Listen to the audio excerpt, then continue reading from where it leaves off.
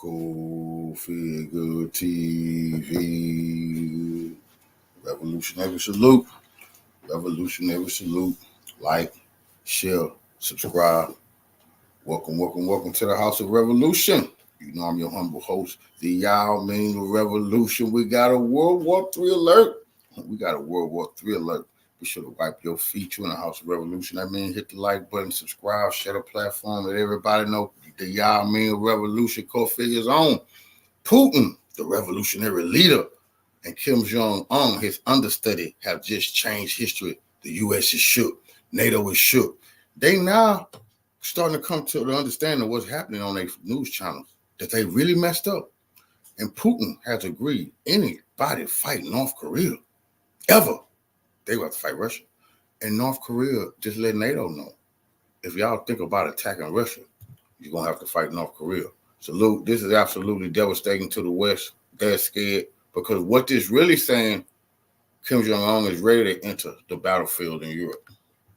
Vladimir Putin meets Kim Jong-un in North Korea for the first time in 2 decades. Russia and North Korea promised to... It's not a military on the damn planet who got more people who willing to die at the word of their leader than North Korea. He is a guard to those people. You know, if he say go, millions of soldiers go proudly. Come on, the West know what they're dealing with. And for the first time now, you see Putin getting it understood. The Soviet Union used to have a pact. Salute, revolutionary salute. The Soviet Union used to have a pact, but then they dropped it after the fall of the Soviet Union. But now Putin has picked up that pact. Now he's letting the U.S. know. It's South Korea, Japan know. Y'all will never be able to fight North Korea without Russia. But Kim is saying, y'all thought y'all finna fight Russia? Not without us. Strengthen their ties and even sign a mutual defense pact where they will have each other's back if they are ever attacked by a hostile country. We all know who they're talking about. And this meeting has led to universal freakout from the West.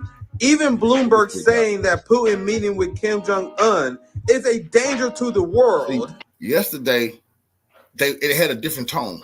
Now, today is when Putin and Kim Jong-un made the agreements and then made a strategic statement that they will fight like brothers for all of eternity. Really preparing I'll tell you, Putin been meeting with soldiers, getting them already, even in Africa, all of them under agreement of one thing, the end of NATO and the end of the U.S. empire. And it's coming soon because the U.S. can't take that humiliation of being kicked out of Africa. Can't take what just happened to them in Ukraine. So Putin making sure all his allies is ready because he's finna get an order. That's his business. For all the Americans freaking out over this meeting, do you know how a map works? Here is the map of the region. Why wouldn't Russia have a friendly relationship with their neighbors in North Korea and China? Vladimir Putin meeting with Xi Jinping and Kim Jong-un is not scary. This is what countries do. They meet with their neighbors, you children. Meanwhile, let's compare this with the deeply serious dialogue that we are hearing from the White House right now.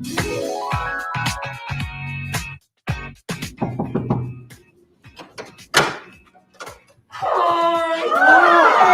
We talk on it. Very inspiring stuff. What's sad is that most Americans can't even explain why we are supposed to have this deep-seated hatred for North Korea in the first place. Americans killed over 2 million Koreans in a gross violation of their sovereignty and continue to starve the country with economic sanctions to this day. But Americans hate them? There are polls that consistently show that around 1/3 of Americans support.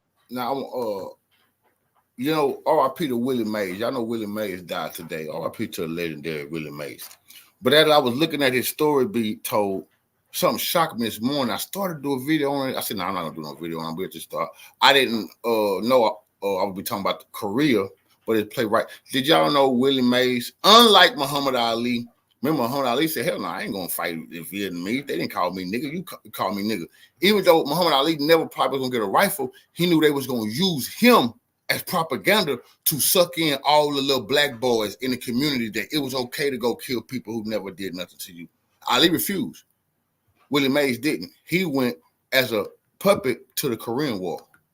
Sucked in a lot of young black men. Nuking North Korea. I'm an American, and I don't support North Korea because the way they treat their people. So in response, we should nuke their people. Meanwhile, we're supposed to believe that North Koreans and Russians are the problem. R.I.P. Yeah, when I seen that about Willie, it threw me off because like they used him, and he went over there. But in the black community, it made our ancestors think it was okay. Even Willie Mays is going. And, who was you to go against Willie Mays?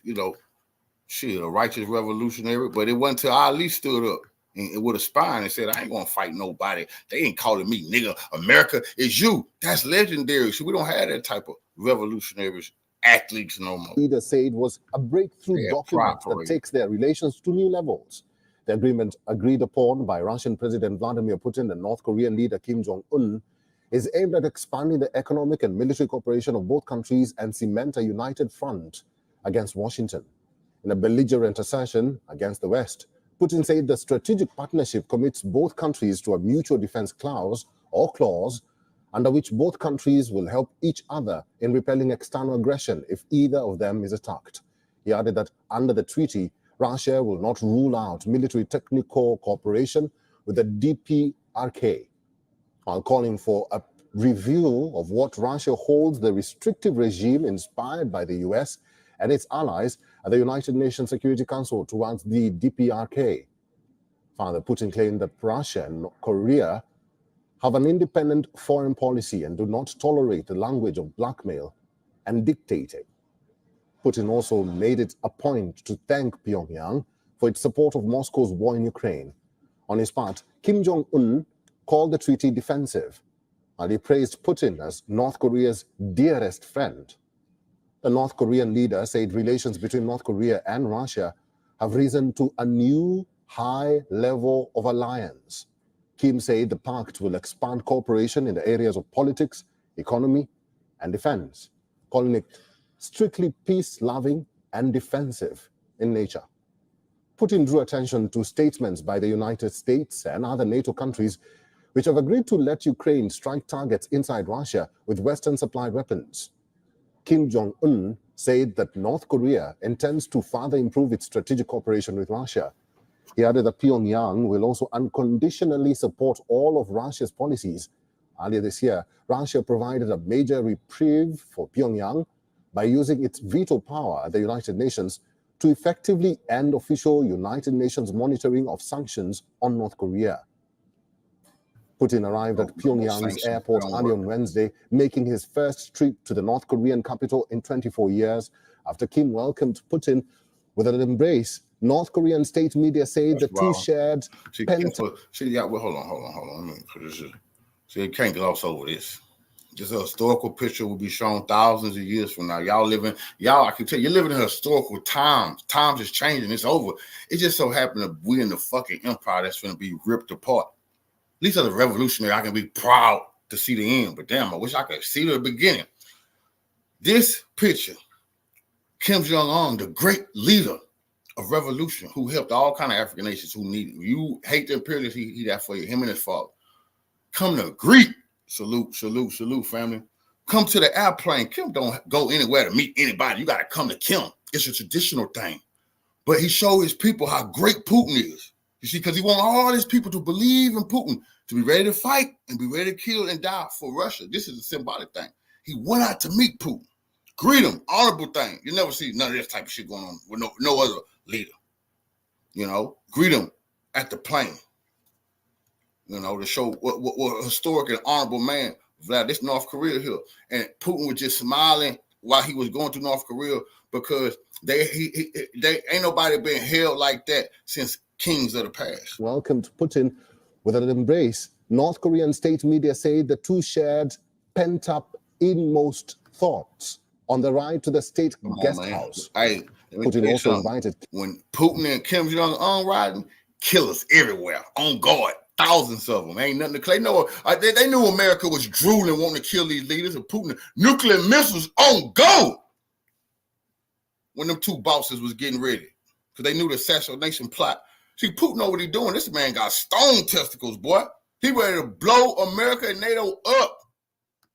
Kim, who toured the Russian Far East on a rare trip abroad in September last year to Moscow. 블라디미르비치 푸틴 동지와 감격적인 상담을 하셨습니다. Come on, man.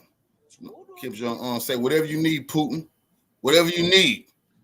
Heino Klink is the former Deputy Assistant Secretary of Defense for East Asia. He's joining us from Washington, D.C. Mr. Klink, welcome to the show. Nah, you're saying I just wanted to show the people about Putin show. We're not here to that propagandist from Washington, D.C. Oh, shit, he don't got nothing good to say. Well, your ass ain't getting on my station today, nigga. Just a day of celebrating. We don't want to hear propaganda. Trying to scare the hell out of people like me into believing the only thing we can do now is fight for America. You a goddamn lie. That ain't not what we finna do, nigga. I didn't want to jump to conclusions. You know, on my end, screen was as clear as it can be. Oh, y'all seen it? Oh, we're gonna look into that. The draft finna be back mandatory. I mean, if they really want to have a civil war, they ass gonna get it. You think you're gonna be drafting my relatives to go kill for y'all? You must be out of your motherfucking mind. You're gonna take the battlefield from where we was at, and it's gonna turn. It's gonna be right here, goddamn it. For any of my people ever shoot on behalf of these goddamn imperialist bastards. To see if I freeze or something like this here, I will ask you. But that's why, anyway, it's worked out. You know, Hamed City, good to see you. Marcian Dorsey, as always, truth seeker. Coach Hoy, Bank Kosi, president visit already in South Korea, North Korea rather. I better get my act together here and focus. This is what happened with your brain when it gets scattered. Gotta focus. So I've been like, because I was thinking of something else completely. So we're going to be talking about the Russian President Vladimir Putin visit to North Korea. And here is an image here with Kim Jong-un. So before I do this, I need to share with you the questions. Here are the questions, guys. And this is very important to ask, you know. See, here's the thing. And North Korea finally being rewarded for years of dedication. North Korea could have gave up a long time ago and become a puppet of the West. Yes, Kim Jong-un and his family could have lived as billionaires if they just allowed the West to run their country. You know, no, they have to leave. They have to be removed from the country. But you go live in some Asian nation, Singapore or something with your billions. No, you know, North Korea could be a manufacturing place. You know, like South Korea, laborers of the West, workers, you know, the conquered. But no, the Kim family said, hell no, man. We didn't defeat the Americans and defeat the Japanese to work for them people. So they had it hard over the years. A lot of people were saying, North Koreans are starving. Why? Have you been to a bread line in the U.S. yet? I know a lot of people got food stamps. North Korea starving, man. Please, let me see your dinner plate. You see, that's how they always get you to believe you got it better than somebody else. Lyndon B. Johnson said, "If you can get the lowest of white man to think that he better than the richest of niggas, then they'll never understand it's you picking their pocket. If they can get you to believe it's the communists in China, Iran is the problem, Russia, you'll never really remember who been doing you harm and been doing your people harm. You'll focus on the other individuals." Is Russia going to share advanced nuclear technology with North Korea? What do you guys think? Yes or no? Second question is Russia coordinating with North Korea? Absolutely. Prior to NATO's... Russia going to share advanced weaponry with North Korea, and that's what I was saying. North Korea being brought out the cold now. They being rewarded for not going the way of the West and allowing the missiles to be on their border. Russia rewarding them now, saying, fuck any sanction the UN put on North Korea, nigga. Sanctions don't matter no more. We're going to feed them and we're going to arm them. And they signed a pact. If any North Koreans fight, Russia fight. And if Russians fight, North Korea fight. Move to Asia. Because that's where we're seeing it going as far as what NATO. Mark my word on this. When the meeting next month is going to be in Washington, D.C. for NATO Summit. And I'm going to be looking, I'll do a video for you about it and all that stuff, but I'll be looking at the final communique. because if I see one keyword there, then that will be my conclusive evidence that, okay, next step is Asia. So I'm gonna wait. I hold my conclusion till I get to that time. But it helps us to ask the question, is Russia's coordination with North Korea has something to do with what NATO is thinking about being in Asia? So, okay. Third question, how may this visit shape the security landscape in Asia? That falls as part of that. When you study international security, and I had studied that in my master's degree, but I also followed up with it on my PhD in a certain aspect. And one of them was Asian security concerns. So, and even back then, remember, I did the master degree back then. It was still, we were talking back then about today. And this is what I see coming. And so that's why I'm saying how this is going to shape the trajectory for Asia security. And the fourth question, which we can ignore, can anybody tell me why we can ignore this? Where China fits into all this? Why can we ignore this question? And why we shouldn't ignore this question? So let me just see your answer on the chat box, please, if you could. Why do you think China will still have to be in the picture?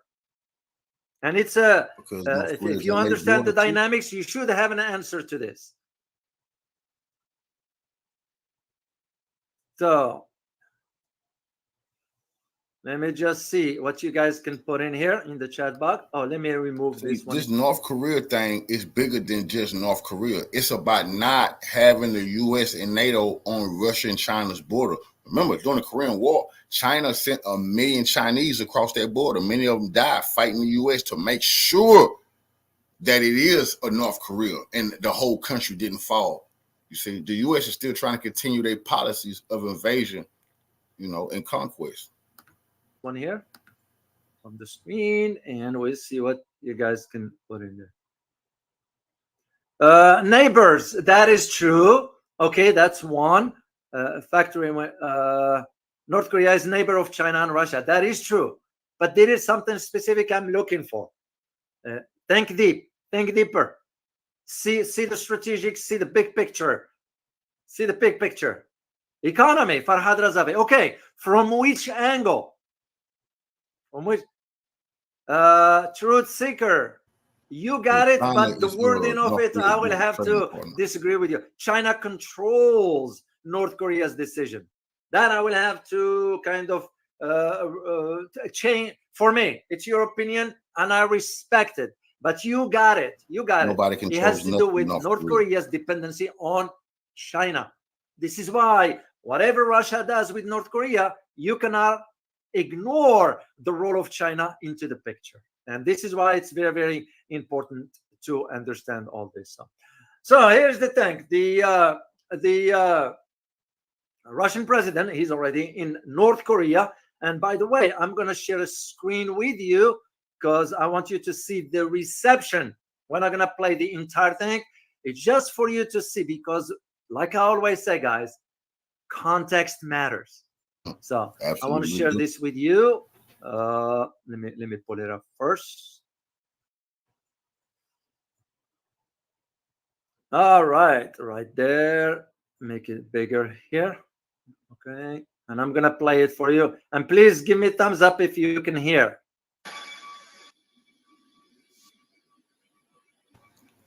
Joe Biden ain't never received no celebration like this. Never, no American president. Who the hell? People don't even want them in their country. So this is a celebration of all celebrations.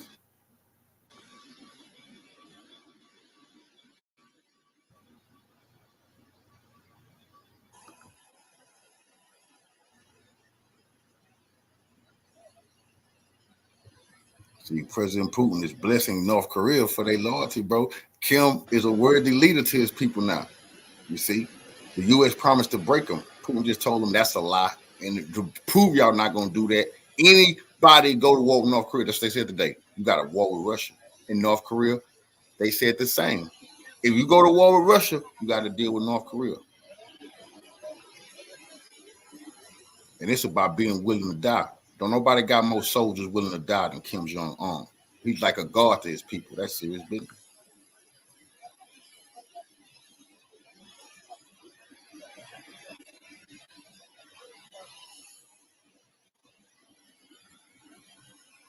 Wow. It's a quiet reception there. Okay. I'm gonna stop it right here, guys, and the rest is just a protocol. And but the reception in itself says so, which means what, guys? Means that the West. What can the West do? Nothing. Squat. Because they are moving forward. And I've been talking about this a few months ago as to North Korea playing a role. Well, this time around, given what they just agreed upon, which I will share with you as I move forward here, it'll make perfect sense. And that's, again, another signal of the changing of the global order. Whether the West, collective West, including the US, likes it or not, there is nothing we can do about it. It's just time to accept the reality, which I am sure the collective West will not. But hey, life goes on. And I'm going to share some very what he said, because that's what I told y'all. Hell no, they're not accepting it. And Putin, being a chess player, he know they're never going to accept the defeat of NATO in Ukraine and in Africa and a new financial structure with BRICS. So he's giving them the finger, and he's openly going to unite with allies who want war and preparing them for war and letting the West know, guess what? It's not going to be a weak spot on the globe. He even strengthened the African nations who was loyal. He just was in Cuba, and he gonna go see Venezuela. That's South America. So everywhere on the globe, he's making sure NATO know you're gonna be defeated. But the Middle East, that's sold up. That's serious business. They're not gonna be able to run and hide nowhere on this goddamn planet. And everything they didn't say don't do, Putin is openly doing, talking to whoever the hell he wants to talk to. And he did what they said he wasn't. Yesterday they said he'll never make a pact. You go listen to their shit on TV yesterday. They said Putin and North Korea would never have a military pact. They're not gonna go that far. Nigga, today they said if you go to war with any one of us, you fighting all of us. And now they're on the news, sad as hell. Said we need to pay attention to what's going on. Huh? Oh, you speaking French now? Detail with you as to what the agreements, by the way, encompasses and why it's important. But before we do this, let's get into some geography. Some of you, Grace, by the name Grace, someone just became a member on Buy Me Coffee, and she put down because she enjoyed me sharing with you guys geography and history. That just made her become a member on the Buy Me Coffee. So I'm very grateful to you, Grace. Thank you very much. So, all right, let's talk about geography here for North Korea. A lot of people, especially here in the West, have no idea how North Korea came about. And I'm going to tackle the history of it as well. And we just go from there, guys. Oh, let me share screen. Someone, by the way, guys, one of you put a comment last time that there are some scammers into the chat here. If you notice one, whatever, give me a heads up and I'll move them out, remove them out. Because you guys, I count on your help. So I can't do it by myself here. So, and yes, I am hoping someone from the community one day will be able to help me out with moderating this. I know it's time consuming and all that. Whomever, I'm very grateful if that will ever happen. So, all right, North Korea. North Korea is a country in Eastern Asia. That's what it is. It is located both in the northern and eastern hemispheres of the earth. North Korea occupies the northern half of the Korean peninsula, bordering the Korea Bay and the Sea of Japan. This is why Japan always gets rattles anytime North Korea conducts a missile test, because the Sea of Japan, that's where sometimes the missile end up landing or cross through, whatever. So Japan always gets nervous about that. Japan gonna get the business. Korean Peninsula bordering the Korea Bay and the Sea of Japan, between China and South Korea. North Korea is bordered by China in the north, by Russia in the northeast, by South Korea in the south. That's how it is, where it's located. So the military demarcation line forms the land border between North Korea and South Korea. which military demarcation line I'm talking about here. And again, I don't assume everybody know. Can you guys type in the chat box? What am I talking about here, or what am I referring to here? The demarcation line between the North and South Korea, known also as what? Oh, you got it. I'll say DMZ. That is correct. DMZ. Which line? What number? Can anybody give me the number associated with it? It's DMZ. That is correct. Do you know the number?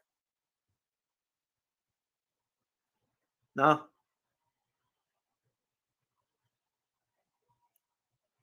Let me see here. It takes a while. The 38. You got it. You guys got it. Wonky C. Chat. Taiwan still.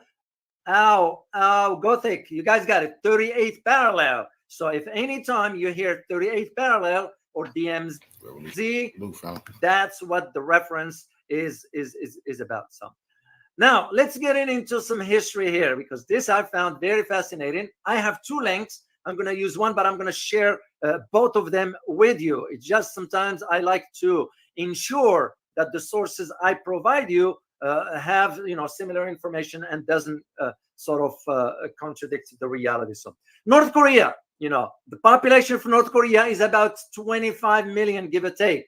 And as I mentioned earlier, located in the northern half of the Korean Peninsula, between the East Sea of Japan and the Yellow Sea. I'm not going to touch too much here on the geography. But when was, and here's a question for you guys, when was North Korea founded? Can anybody give me the year? Let me see in the chat box. When was it founded? Just the year.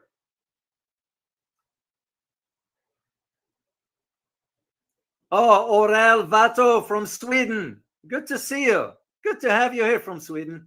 1945. No. Shay, you got it. You got it here. I can't pronounce that name. I'm sorry. But you got it right. It was 1948. That's when it was founded. And it was founded when the United States and Soviet Union sort of divided control of the peninsula after World War II. North Korea is highly secretive society. That's how they are very closed in. You can't get in. There is no way. And as a matter of fact, some Americans, the last one was Otto. It was from Maryland. I think he died, whatever, when he came back. Is going to North Korea for Christianity and all that. That's, North Korea doesn't have a religion. So, and second thing, why are you going to North Korea to spread Christianity, whatever? They're not interested in that. So they don't like outsiders. If you are going for tourism, that's a different story, but hardly any go over there. So as I said, it's a closed society, very isolated from the rest of the world. And this is why I wanted to share this history with you. North Korea is protecting their culture. Their culture will not be tampered with. You lose your life even trying to. Might not be anymore, given what just Russia and North Korea agreed upon.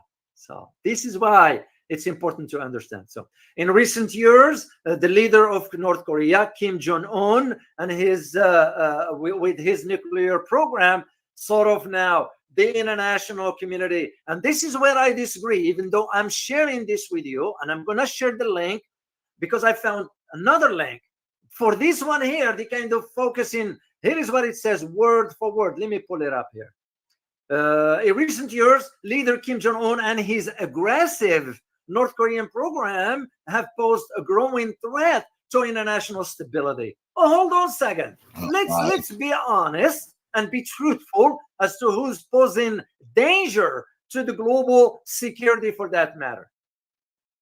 And this is why. But nonetheless, we're still going to share some of the information here. But again, you reach your own conclusion. So let me take you back to 1910 regarding this is how the 38th parallel has developed. 1910, what happened in 1910? Japan formally annexed the Korean Peninsula, okay? And he occupied it for 5 years following What was the reason for that? Why did Japan annex the Korean Peninsula following a specific war? Which war I'm referring to here? And once again, guys, it just Boone, good to see you, Boone. Oh, here is Boone. Thank you very much for your super sticker. I just heard that Malaysia is applying to June BRICS. That is correct. I intend to address that one. And then perhaps not so new. No, it is new. It is Malaysia applied for joining BRICS. So I intend to address that one. Thank you very much, Boone, and good to see you. All right, guys. Yeah, following what war? No. Not World War. No, not World War I. Remember, 1910.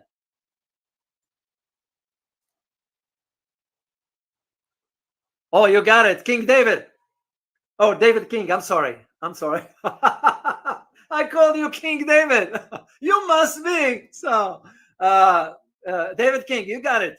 Russia war, which against Japan, because that's what it was. The Russo-Japanese war. That's how Japan ended up taking over. So over the next 35 years from that time, meaning from 1910, 35 years of colonial rule. The country modernized and industrialized significantly, but many Koreans suffer brutal repressions at the hand of Japan's military regime. What does he remind you of, guys? Now, how did I learn about that? I've heard the Kim family, the Kim dynasty, unforgivable sin. And that's what they say the South Koreans are puppets, because during this time, Japan used their women as what they call comfort girls. Any Korean woman could be raped and slept with by the Japanese army to keep them comfort while they're occupying their territory. So so the North Koreans is saying, hell no, we will never be allies of Japan. They got to pay for their sins, what they did to our mothers and grandmothers and great-grandmothers. You know, South Korean puppets are saying forgive and forget. But Kim, he always tells Japan he'll bring down hellfire and destroy them for what the army did during this time right here to their women. Which other countries suffer at the hand of the Japanese? Just type in the chat box, please. Once again, this is nothing but knowledge for us all to learn about. Which other country also suffered? Wong Casey, you got it. It was China. This is what I'm saying. They might forgive, but they will never forget. So it was a brutal repression the Japanese exercised at the time. Fast forward to World War II, Japan sent many Korean men to the front as soldiers or forced them to work in wartime factories, while thousands of young Korean women became comfort women. That's the term I'm going to use here. You all know what I'm referring to here. Providing sexual services to the Japanese soldiers, which is very, very sad. Very sad to know. But that's the horrible aspects of wars. We've seen it in some other parts of the world. We've seen it in Africa, for example. We've seen it with the Japanese in China. You know, there are some atrocities or horrible stuff. That's usually when it comes down to sexual abuse that happens. So, upon Japan defeat in 1945, the United States and Soviet Union, that's how they end up dividing the peninsula into two separate zones of influence. And that's where the 38th parallel or degree north latitude came about. In 1948, the pro-US Republic of Korea, which is now South of Korea, was established in Seoul, led by the strong anti-communist Syngman Rhee. What do I see here? Where do you guys see the parallel with something that is currently taking place in Asia? Can anybody give me a hint? What am I referring to here? There is almost a parallel, not to the same level, but as far as the US involvement. And speaking of US, before I forget, do you guys know where Nancy Pelosi is? The idiot Nancy Pelosi, you know where she's at? Stirring the pot again? Taiwan, Jane Huang, you got it. Cyborg Ninja, you got it. You guys got it. Karakulak, you got it. Taiwan, that is correct. It's similar. It's just not the same sort of intensity as it was back then against the Korean during the Korean Peninsula.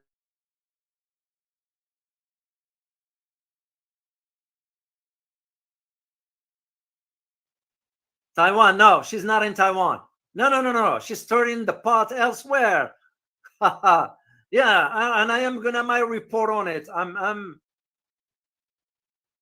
in China. Where exactly? Where exactly? No. She's in China area.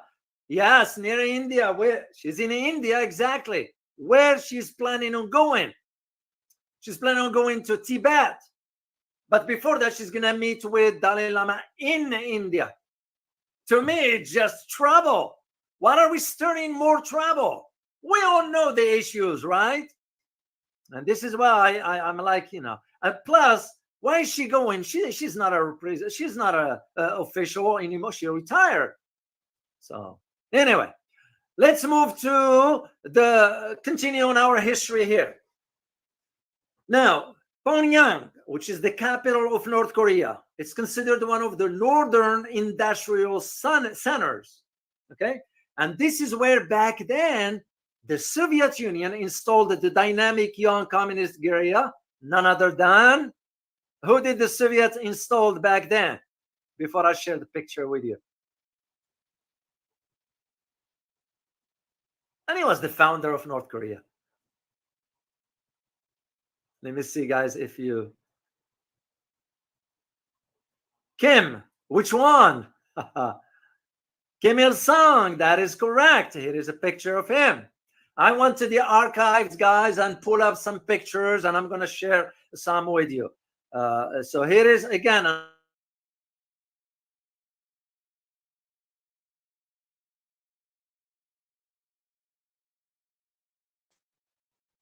I'm sure you know, but I'd always like you to be part of. Mao Zedong, that is correct. That's what happened at that time. So when they met, I think this one was in the 50s, if I am not mistaken.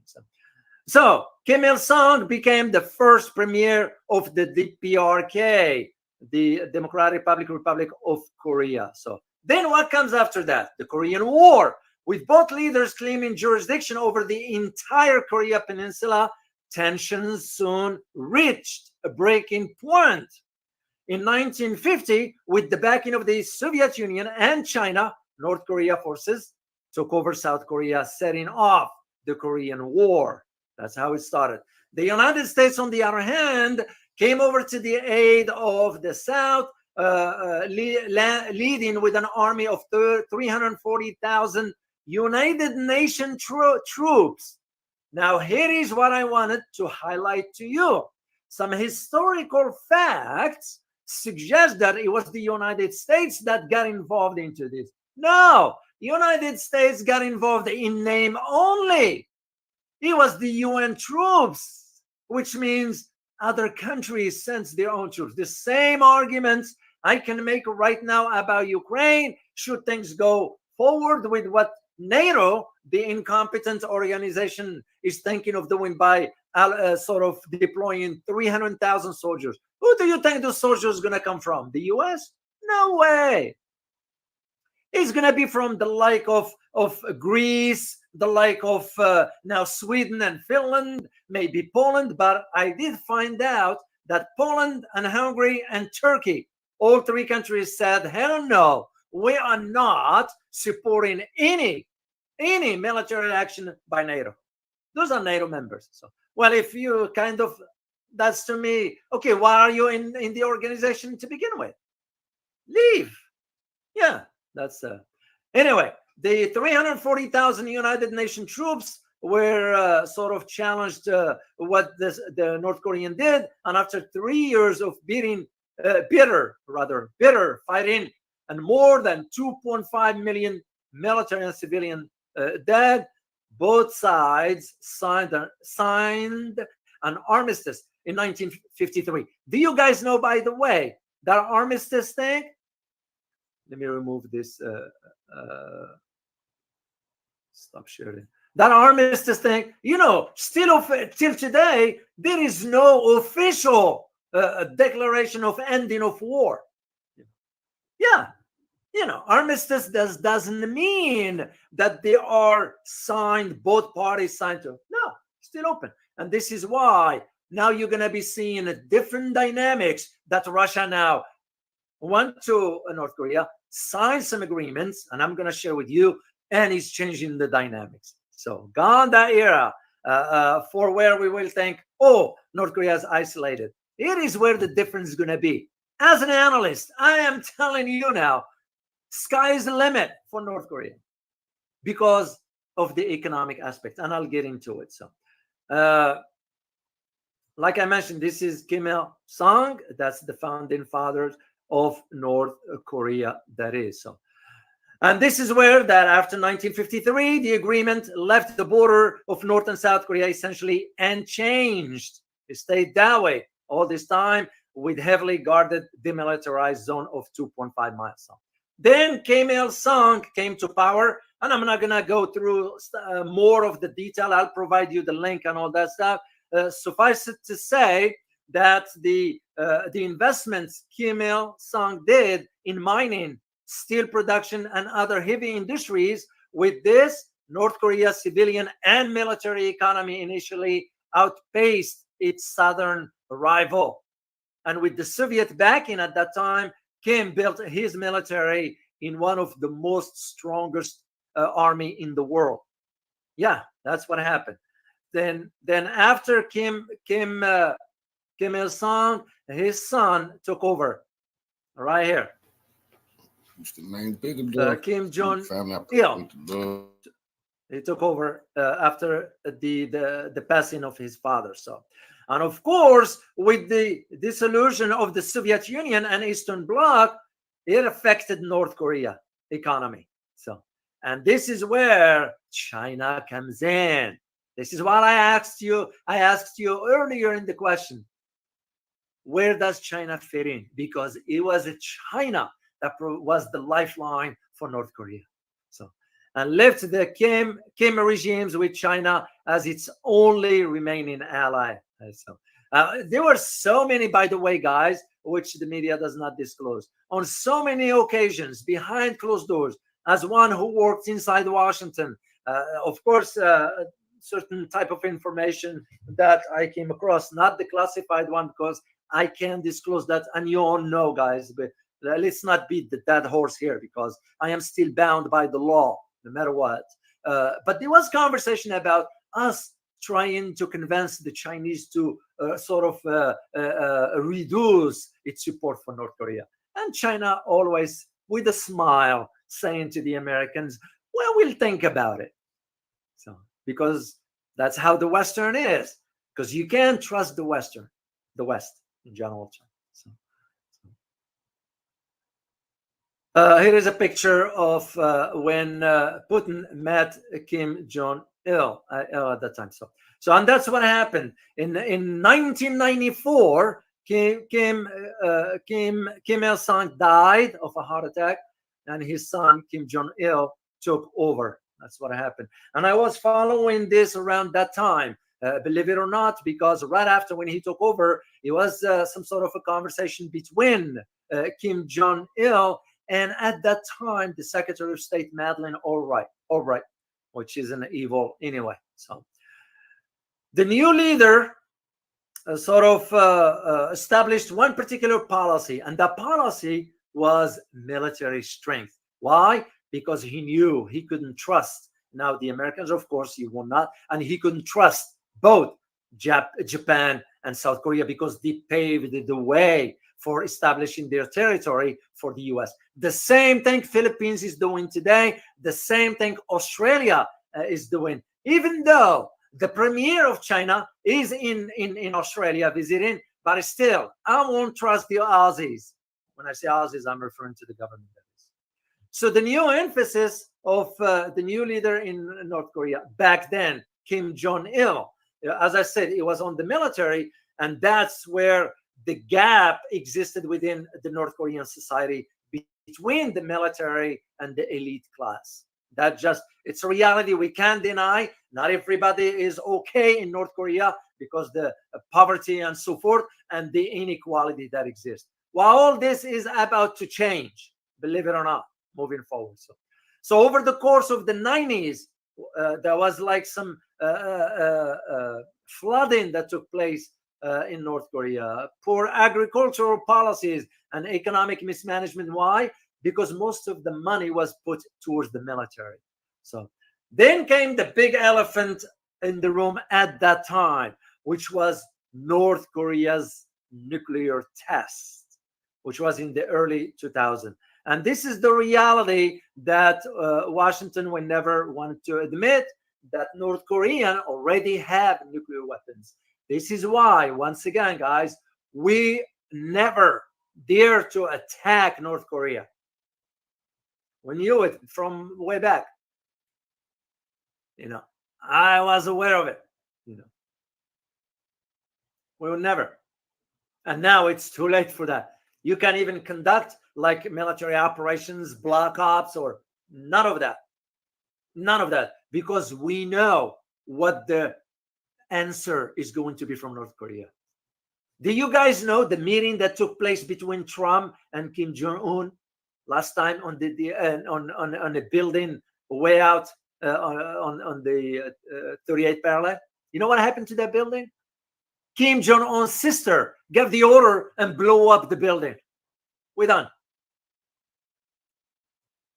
Yeah, they don't bluff. So, and this is why now Kim Jong-un, the son of Kim Jong-il, and the grandson of Kim Il-sung, is going a different trajectory. And that's just part of what's going on. So, yeah, it was the meeting of the Madeleine Albright in Pyongyang in 2000. I was following that. I remember.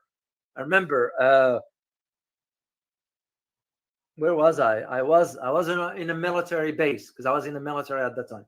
So I was following that, and I was like, nah, she's just gonna be giving a lip service, and North Koreans will not trust her anyway. So, but the relations between the two Koreas, North and South, and between North Korea and the West, soon deteriorated completely. And here is what the historical record said. You know why they deteriorated? Is because North Korea's aggressive effort to become nuclear power. No. It was because we went ahead and put 30,000 troops near the borders of North Korea, which we put them in the south, and we went ahead and established more bases in Okinawa in Japan. So North Korea was looking at it as, whoa, are we being surrounded here? Is the same scenario the Russians felt when NATO was expanding to its doorsteps. Same scenario. So, and yet the historical record here mentioned, it was because the aggressive nuclear power. No, it's because the nuclear program for North Korea was going to move forward whether we like it or not.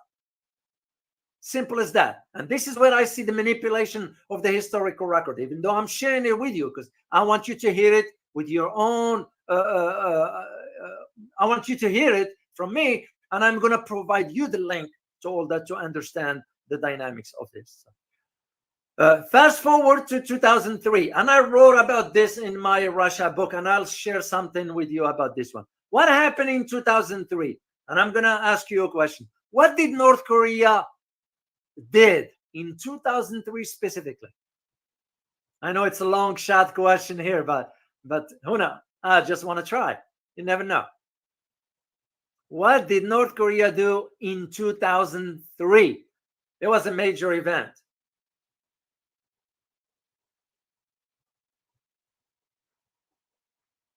Let me pull up the Kim Jong-un sister picture. Yeah, and she's very,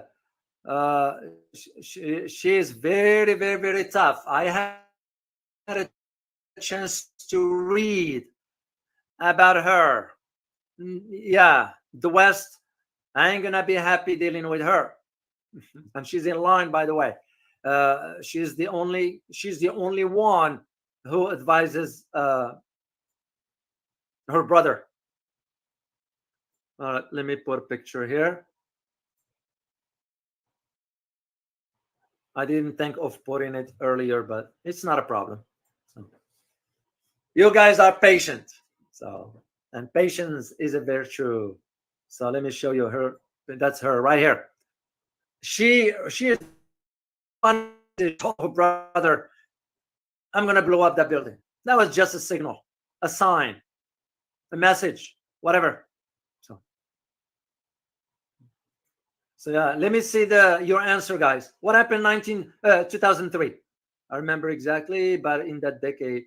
No, I'm looking for specific. No, it's most likely, I don't know. You guys. Oh. You, yeah, you. Jane Juan, you got it. You got it. Not this one. This one here. This one right here. Why is eluding me? Here we go. Withdrawal of NPT. The withdrawal from non-proliferation treaty. That's exactly what happened in 2003, and that just paved the way for North Korea to move forward. So that's what happened. North Korea withdrew from the NPT, expelled the international weapons, because it's the same thing that they are doing to Iran. You know, are you gonna trust the what you call it? The I draw a blank on the name of it. The nuclear agency that does the inspections. Anyway, it'll come to me. It'll come to me later. The same thing. They're always saying, well, Iran needs to have this, Iran needs to have that. And I won't trust them.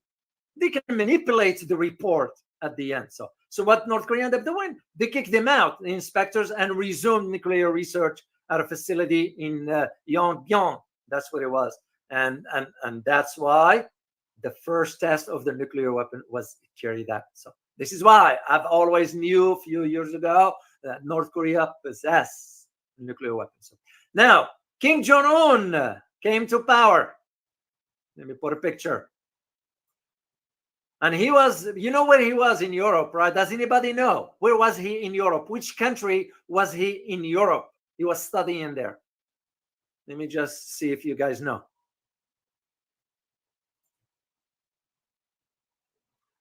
And again, it was part of my, IEA, International Atomic Energy Agency. Thank you very much. Indeed, that's what it was. No, he wasn't in Hungary. He was in Switzerland. You know, I read the report. I saw the pictures with the guy who used to play basketball with the guys there and all that stuff. This is why, if you guys know, why he always allowed Dennis Rodman. You know who Dennis Rodman, the basketball professional, the guy that and sit with Kim, right? You know, only one. And of course, the government here criticized him. Well, he doesn't talk politics. Dennis Rodman doesn't know about politics, you know. But it's because Kim Jong used to play basketball in Switzerland, and he found Dennis Rodman a character, and he trusts the guy. Yeah. Dennis Rodman went to North Korea more than once, and he was always welcome there and all that stuff. So that's what I found very, very interesting. So Kim Jong-il died funny. He died not funny, of course. He's a human being. All of us, we should show compassion and respect. You know, it's not funny.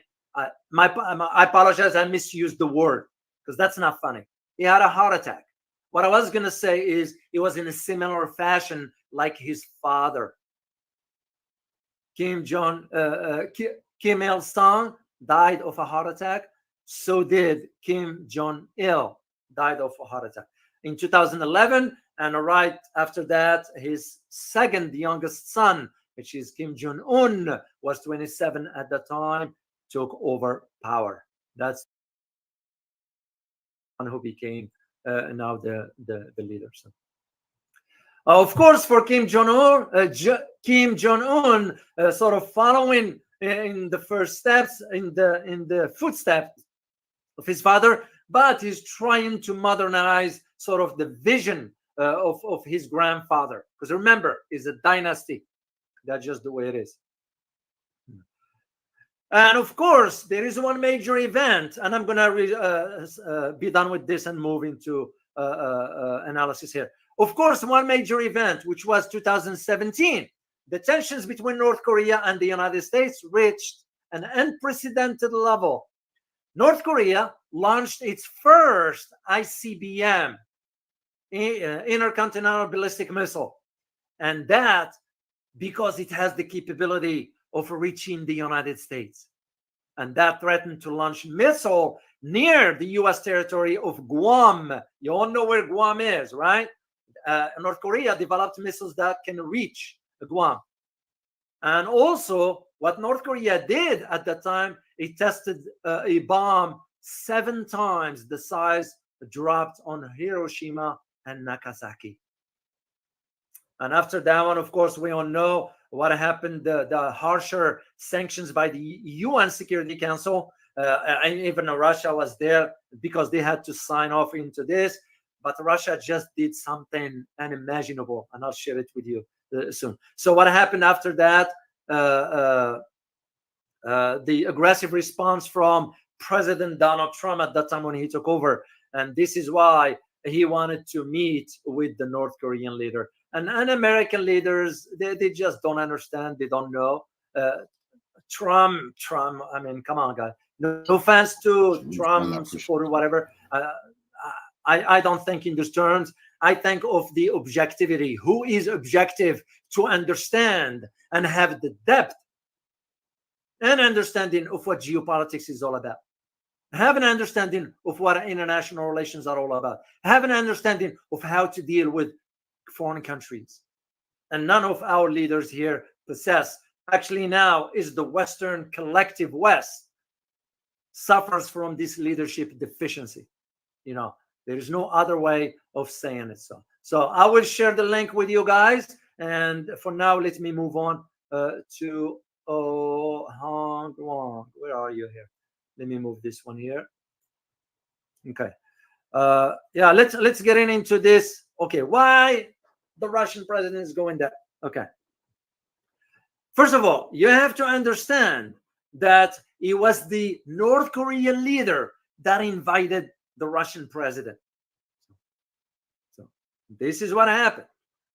So the Russian president, out of respect for the North Korean leader, responded to the invitation by going physically. I know they are neighbors; it's close distance, but Putin ain't gonna worry about being arrested there. The same thing in Vietnam, which I will get into. But one thing I want to let you know that anytime a Russian president flies, there were always 3 Su-54 flying with him as an escort. And those, if you know anything about it, the Su-54, it's major one. So that's so nothing's gonna.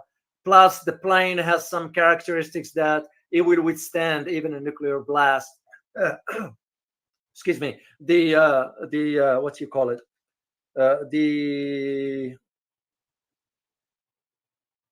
I drew a blank on the word. So there's my brain is kind of like so many things to think about. So anyway, let's move on here. So, and here is the thing. Remember, the Russian president visited Pyongyang in July 2000. 2000. That's why it's almost a quarter century. That's why it makes perfect sense for the North Korean, for the Russian president to head out there. So, well, let's talk about the angle. I told you I'm going to provide you analysis on 3 angles. One is geopolitical or geostrategic angle. One is economic, and one is military. I'll start with the geostrategic one. So, the first thing I need you to know is that, and I'm going to share some pictures here. This picture here that I'm going to be sharing with you right here, that's North Korea launching spy satellites. And this launch happened exactly after the Russians said, we no longer support sanctions against North Korea. So the moment Russia said this, North Korea went ahead and sent spy satellites. And this military one that is. The same thing that the Russians and the North Koreans agreed on a military cooperation, and I will get into that one soon. For now, we think about the UN Security Council, which has imposed numerous sanctions on North Korea since it carried out its first nuclear test back in 2006. Putin ripped all that crap up. And of course, Russia used its veto power and blocked. Here is what Russia, which media will not disclose this to you guys. Russia used the veto power to block the annual renewal of the sanctions. This time they're saying, no, we're not doing it. We're not doing it. And this is where the Russians were arguing. The Russian ambassador to the UN or UN Security Council argued that maybe these major powers, world power, need to have a different approach to North Korea. It's because, no, we couldn't break them down. The US been trying. It's the same thing that happened with Iran. We've been trying since 1979 after the revolution. We imposed sanctions on Iran for the last 40 years, and Iran's still standing. So, yeah.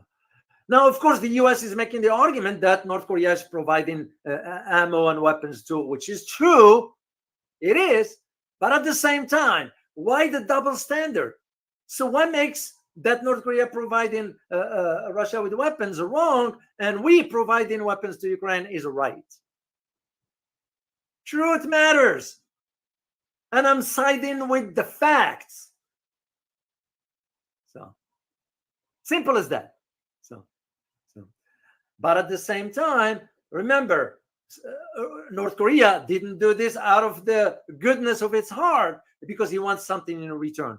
And what he wants, it wants the technological knowledge, specifically in the satellite programs and the nuclear technology. And that's what I am saying. The moment the Russians went ahead with this, North Korea went ahead and launched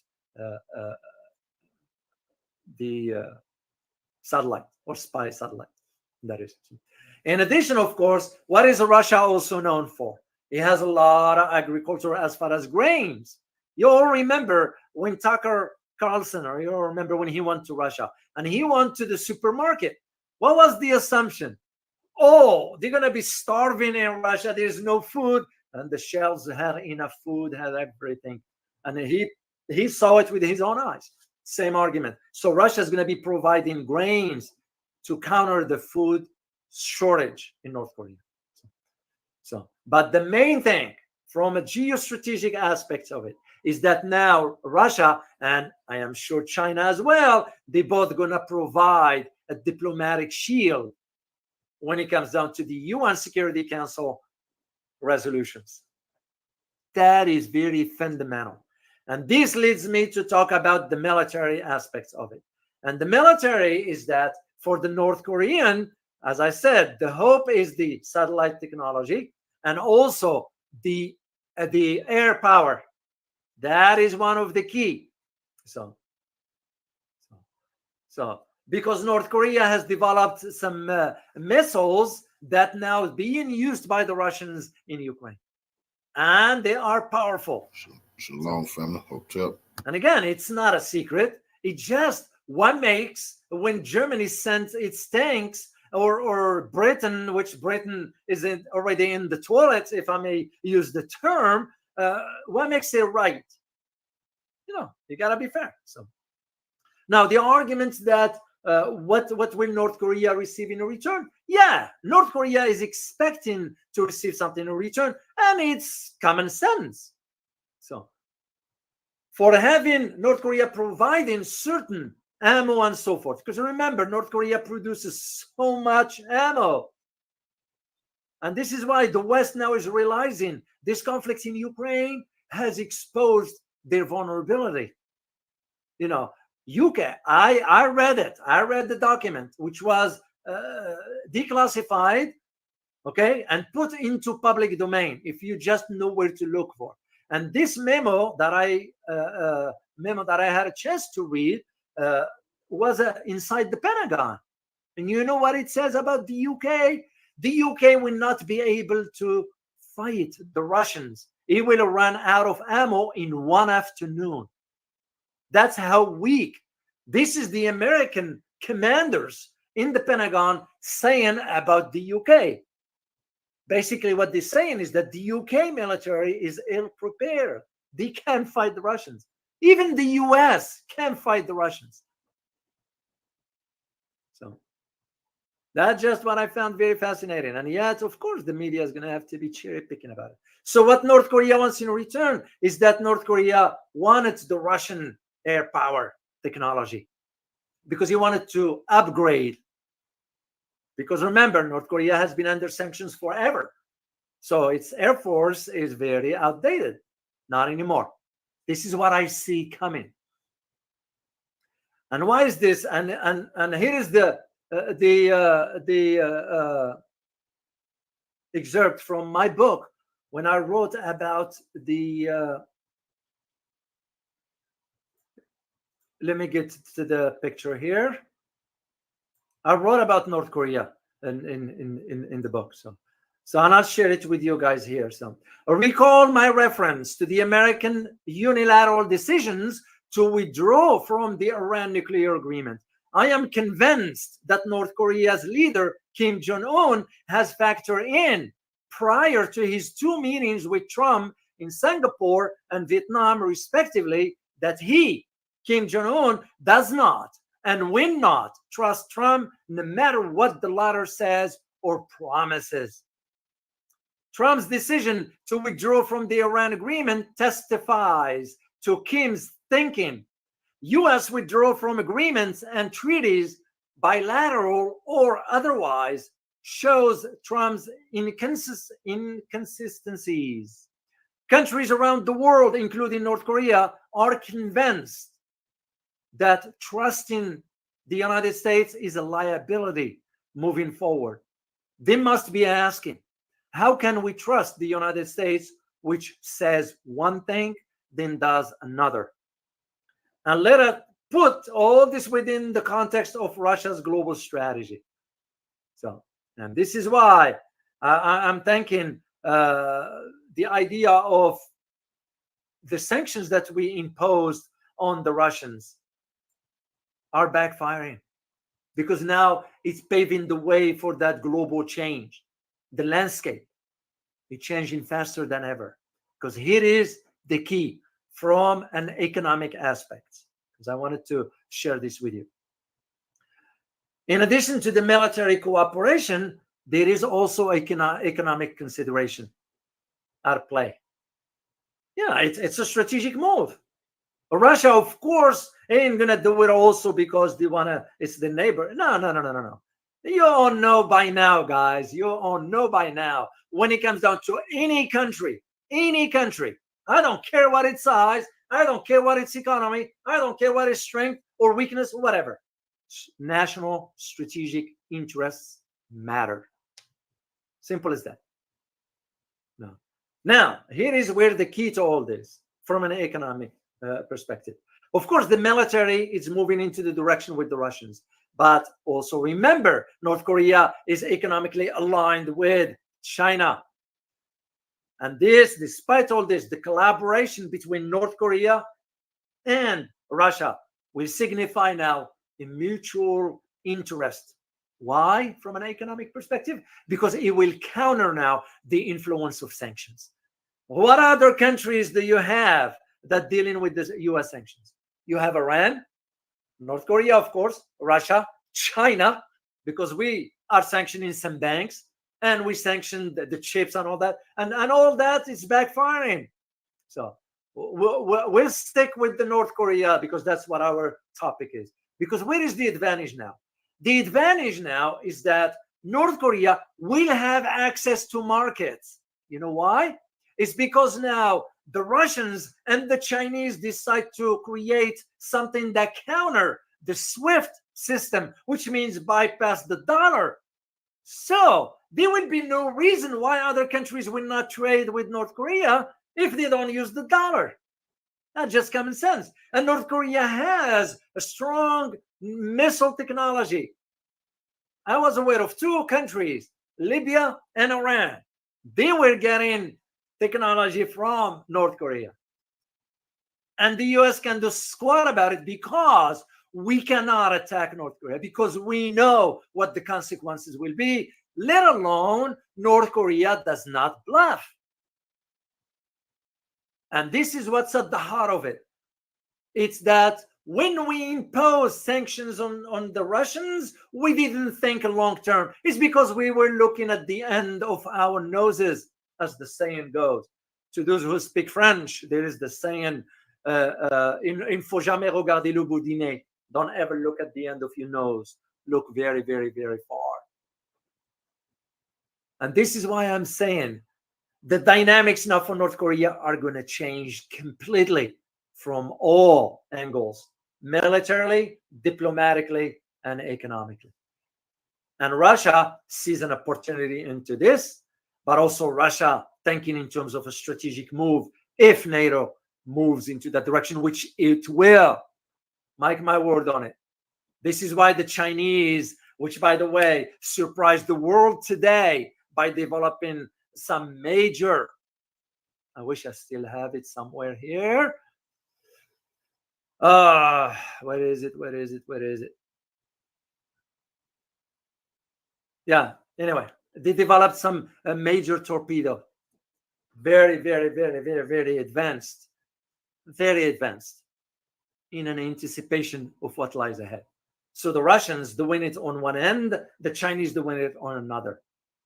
And North Korea, it will be there to support both in case there is a conflict, which I am sure the NATO won't be able to take on, because it won't be NATO. It will be Japan. It will be South Korea. It will be the Philippines and Aussies. That's what it will be.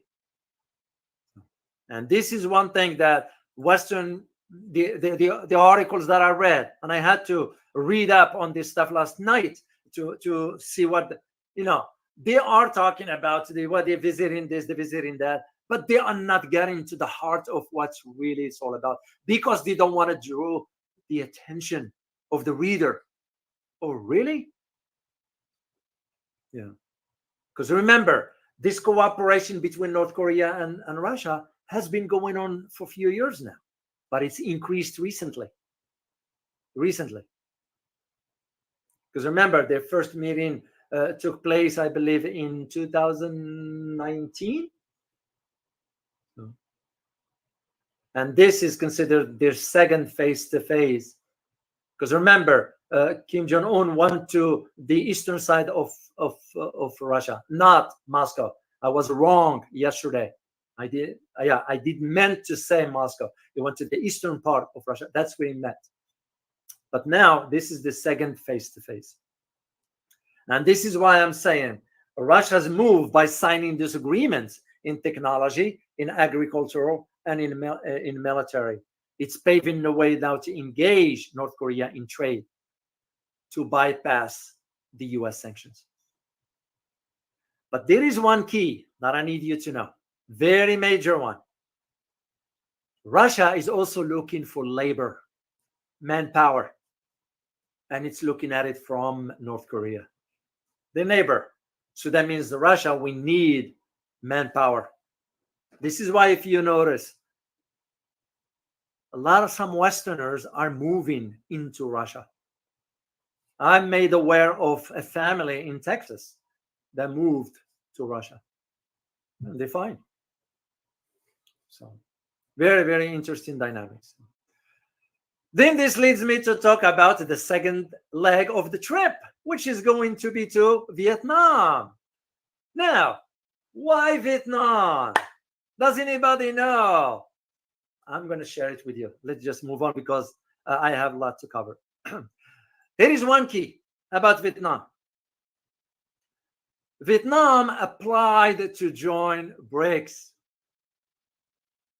in addition to other 14 countries, including Indonesia, by the way.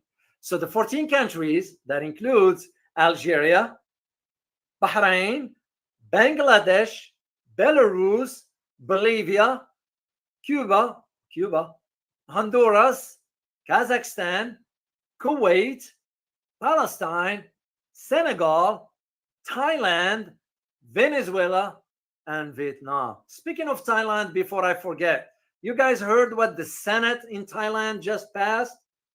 It passed the legislation for same-sex marriage.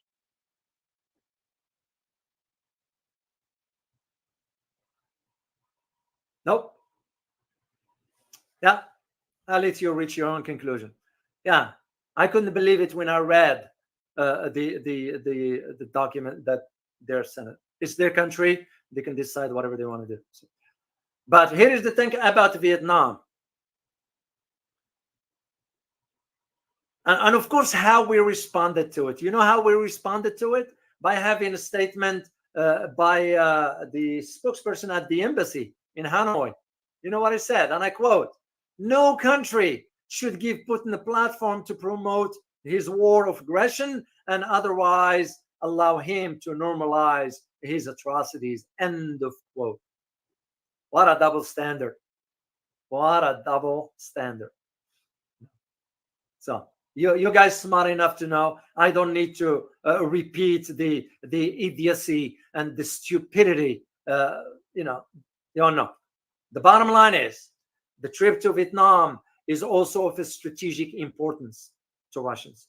So, and of course, the U.S. already lashed out at Vietnam. Well, wait a minute. Why would you lash out at Vietnam? Vietnam is a sovereign state. They can receive and welcome whomever they want. Yeah. But here is the thing. It's because Vietnam didn't attend the so-called the summit in Switzerland about Ukraine, which was a farce. Even political parties inside Switzerland, they kind of saying, what is this farce here? What is this mockery? Which the summit was a failure. Of course, Western media is going to promote it. Yeah, it didn't amount to nothing. 8 countries did not sign the communique, final communique. The key that I want you always to get, guys, if a final communique is not signed by all attendees, it's done for. So Vietnam is saying, no. We're not joining in it. No, we're not. First of all, you don't have the main player, which means Russia. How can you call it a peace about the conflict if you don't have the party that is involved? And that shows you right there the double standard of why Vietnam decided, no, we're not going to bother with this. This is nonsense. It's nonsense. So this is what I want you to get out of all little long Vietnam, I believe. It's in some infrastructure that is dealing with. I am aware of the Indonesia now is going to develop a port in around Malacca. I'm going to look into all this and figure out which direction this is going to go, whether Vietnam is going to benefit from it or not, and how it's going to work. But suffice it to say that Vietnam sort of ignored the U.S. Of course, how can you forget what we did in Vietnam back in the 60s? Nobody will ever forget this. So, and by the way, when the news inside Vietnam was circulating that the possibility of the Russian president visiting, everybody was excited. They were very, very excited. Because remember, Vietnam used to be a client of the Soviet Union back then. And of course, the Russian president will have an audience with the Vietnamese president, To Lam. I hope I pronounce it correctly. And the same for them. They are expected to sign some agreements in major sectors that includes trade, investments. You all know what I mean by investments, right? Anything that bypass the dollar now. Technology and education. That's all it is. There's no military involvements here. It's the trade.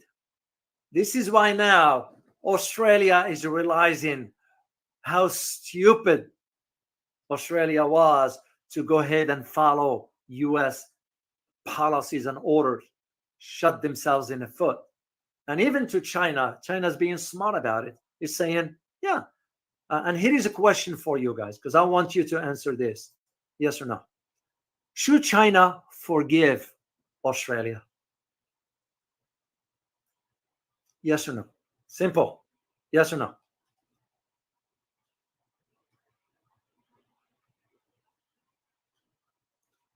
Let me see what you guys put in here. Because remember one thing, we cannot ignore the facts. The fact. China needs Australia for iron ore. There is no way about it. Geography, proximity, and the cost. Yes, China can bring it from somewhere else, but you're looking at it's close by. So my question to you is, should China forgive? Because remember, this is the first trip in 7 years that the premier Li Qian made to Australia. And economy will be part of it. Jam 4777, you say no. Mel, you say yes. It will be their geopolitical interest. Barnadas Colin, you say yes. Michael 2024, you say yes. Iris Chu, you say yes. Paul Mutsima, you say yes. I see you. Marcian Dorcier, you say no. I wonder why. Why, Marcian? Why do you say no? Milton, you say hell no. So I can see both sides to the argument. But again, I don't think emotionally, personally for me, and I respect your opinion. I am thinking about long term. Long term. Wouldn't it be better to keep Australia close or closer? So it's just an idea of thought. That doesn't mean you guys are wrong. Those who say no, doesn't mean you're wrong. I'm just, again, for me, I'm thinking long term, because I'm seeing where things are headed when it comes down to what NATO is going to do. I mark my word on this. So no, once a traitor, always be a traitor. I see your point. Jackie back, no. Yeah, it's for and against, and I just want to engage you into this because this is how also I learn about you. But I'm at the same time, I am learning about the strategic thinking of China. Why will he do this? It was China that went to Australia, not the other way around. It's because China understands that the PM elbow is incompetent, is so weak, politically speaking, that he has to bow to the orders of his master, no matter what. And I mean, well, no, Australia is still under the British monarch, which is ridiculous. It is ridiculous at this day and age. A country, same like Canada, they're still under I mean, look at their dollar. If you get the dollar bill, whatever, who do you see the picture of? Which is ridiculous. No. Now, Australian people are thinking differently about it. Australian people thinking about it, what's in it for them economically, and rightly so.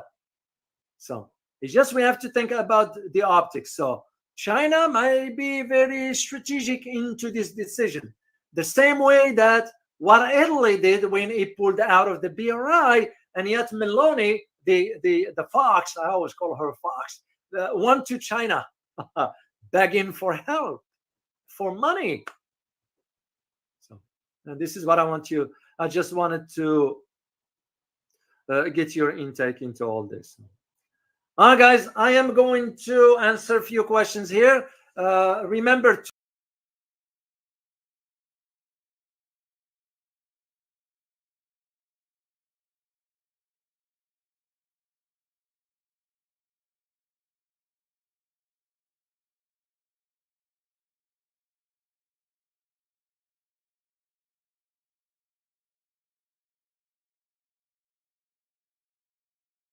Why is the US throwing a fit over Putin's visit to Vietnam? Did someone forget to tell them that it's not their party?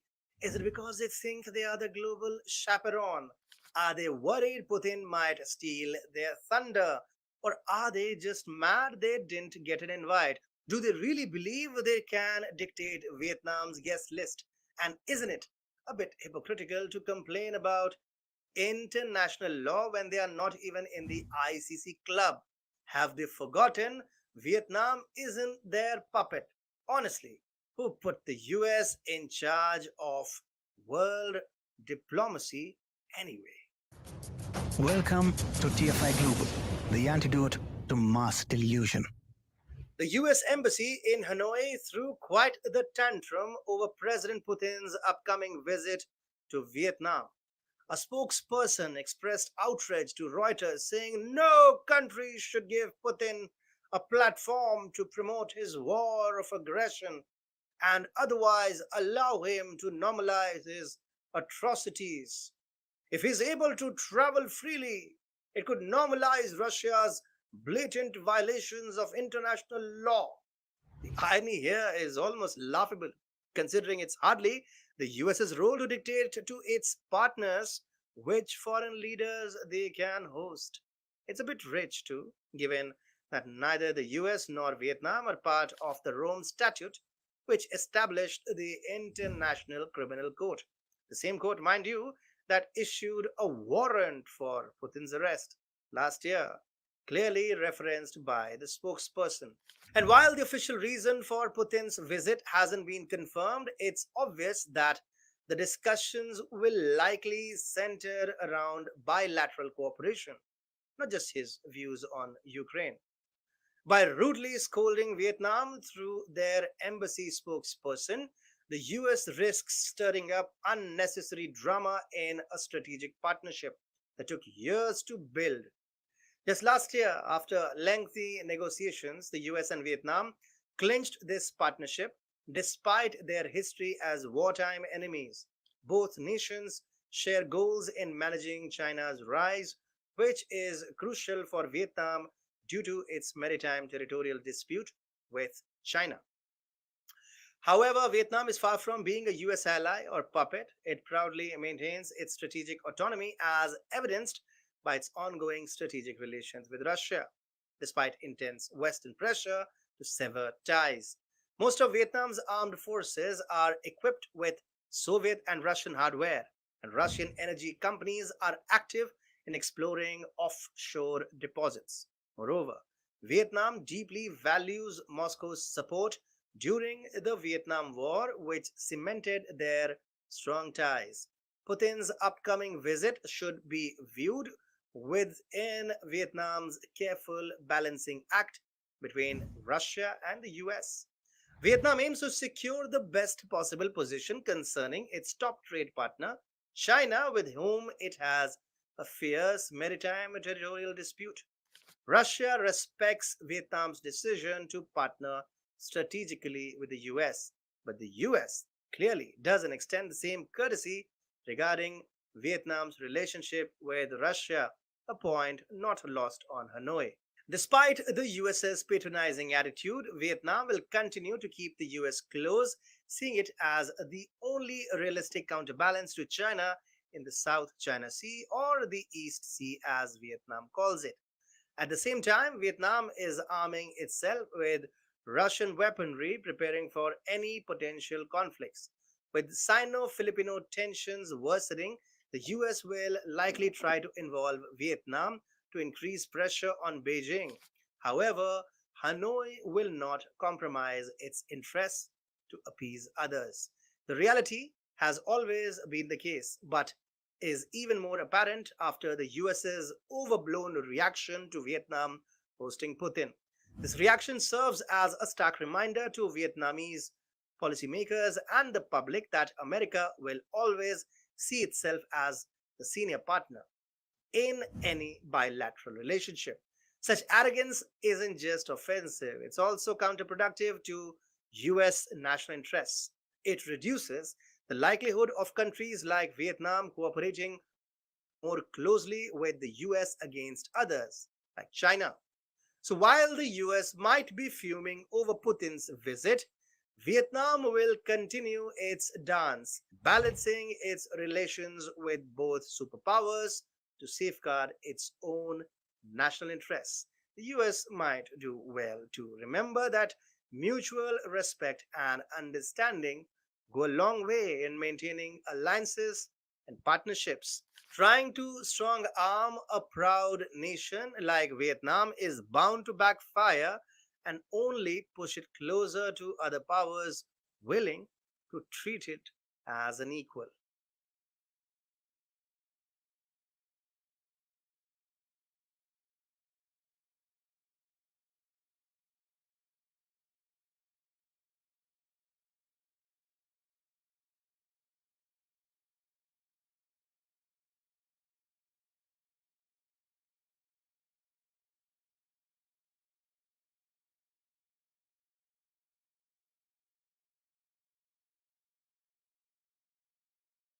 last weekend, especially, there were kind of a couple of dueling peace proposals. One from Putin, where he talked about it, and then one from the Zelensky/American, where they're trying to say, hey, we need to have peace on our side. Both sides had kind of maximalist views that seem to be very divergent.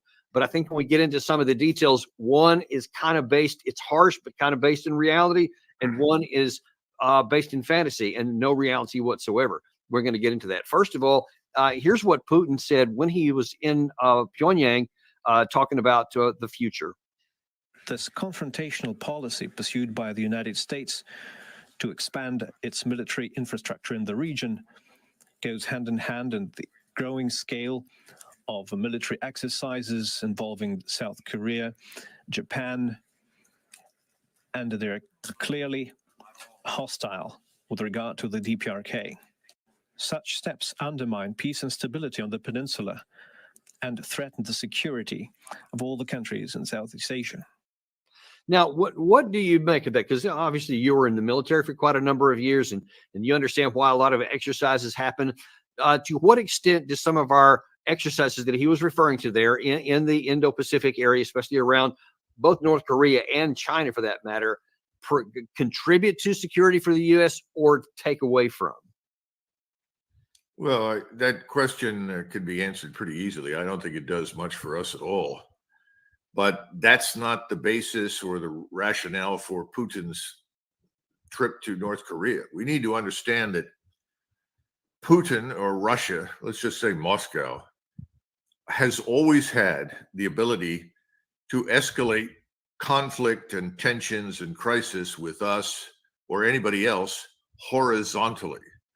What I'm saying is that his trip to North Korea is a very clear and unambiguous signal to us that while you are in our backyard in Ukraine, cultivating hostility and hatred towards us, while you have attempted to destroy Russia using Ukrainian forces, and this all happens in the aftermath of the CIA-installed puppet government in Kyiv, we can do things to you. We can make life miserable for you. And one of those ways is we can stir the pot in North Korea. He did the same thing essentially when he sent ships and that submarine that surfaced off the coast of Cuba and then moved into the harbor in Cuba. It was another signal that we can escalate horizontally. If you'd like, I think he would probably open discussions with the Mexican cartels as to what additional kinds of armaments and capabilities Russia could supply to them in Mexico.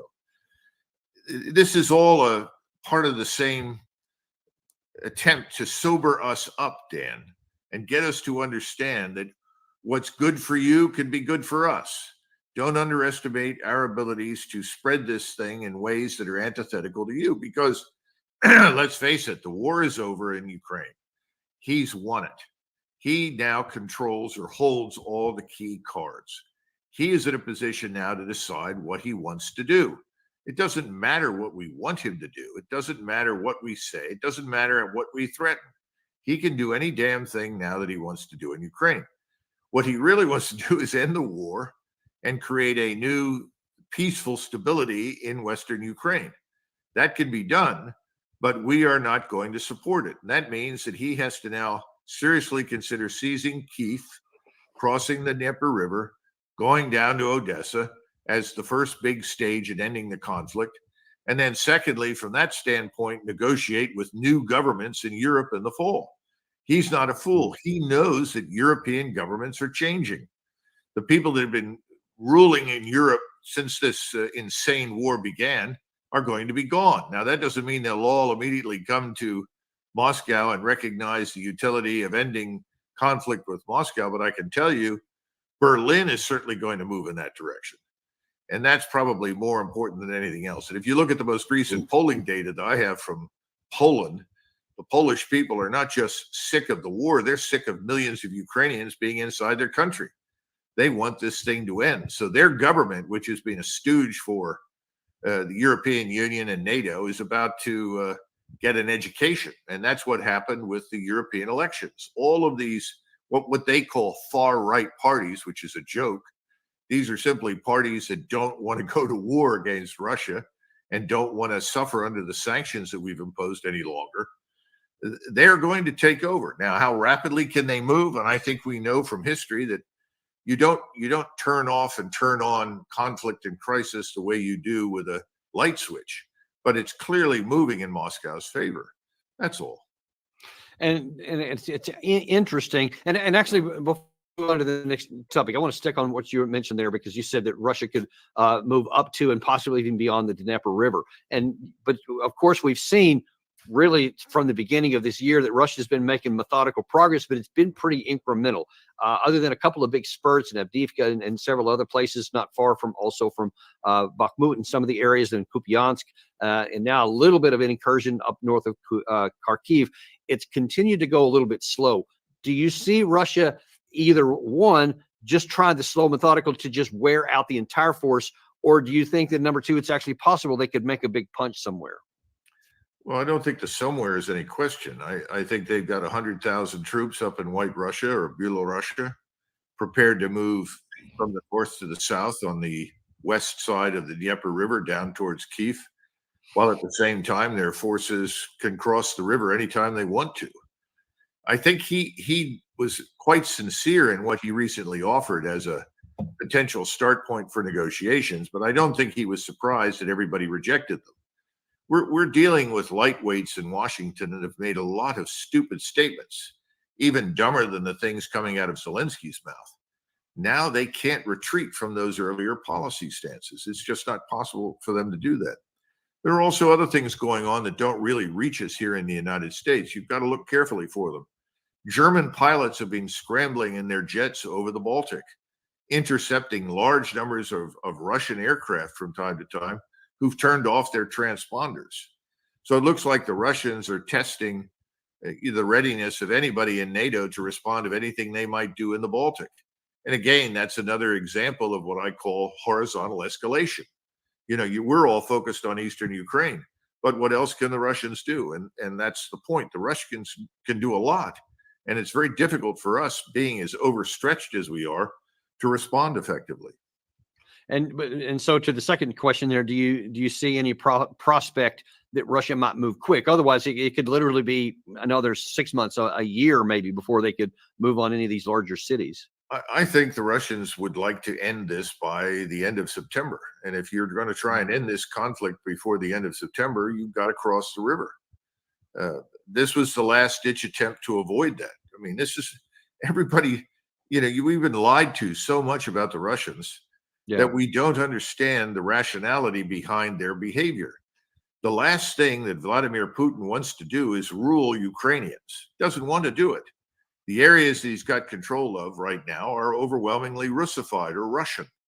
He's not interested in ruling Ukrainians. He wants the Ukrainians to rule themselves. He just wants them to be neutral. Yeah. And not present a threat to Russia. And that's why he's really trying to create something on the model of the Austrian State Treaty, because the Austrian State Treaty worked. He'd like to see that work in Ukraine as well. And the Europeans are the ones, along with us, that have steadfastly refused that solution, very foolishly, very stupidly. Yeah. That's what he wants, but he knows he's not going to get that right away. So then the other thing is, his patience has paid off. Look, everybody that wanted him, and I was one of them, that thought, the biggest mistake you can make is not to decisively attack, launch the offensive, and end this thing. But he was smarter, and he said, no, we don't need to do that. As long as these Ukrainians will impale themselves on our defenses, let them do it. Well, that's over. Now he's moving incrementally and deliberately towards the west. He's invited as many remaining Ukrainian forces as exist that can fight to concentrate in front of his forces near Kharkov. That's happened. Ukrainians just don't have much left. So he can move decisively, but he's still saying, let's wait and see what happens with these governments.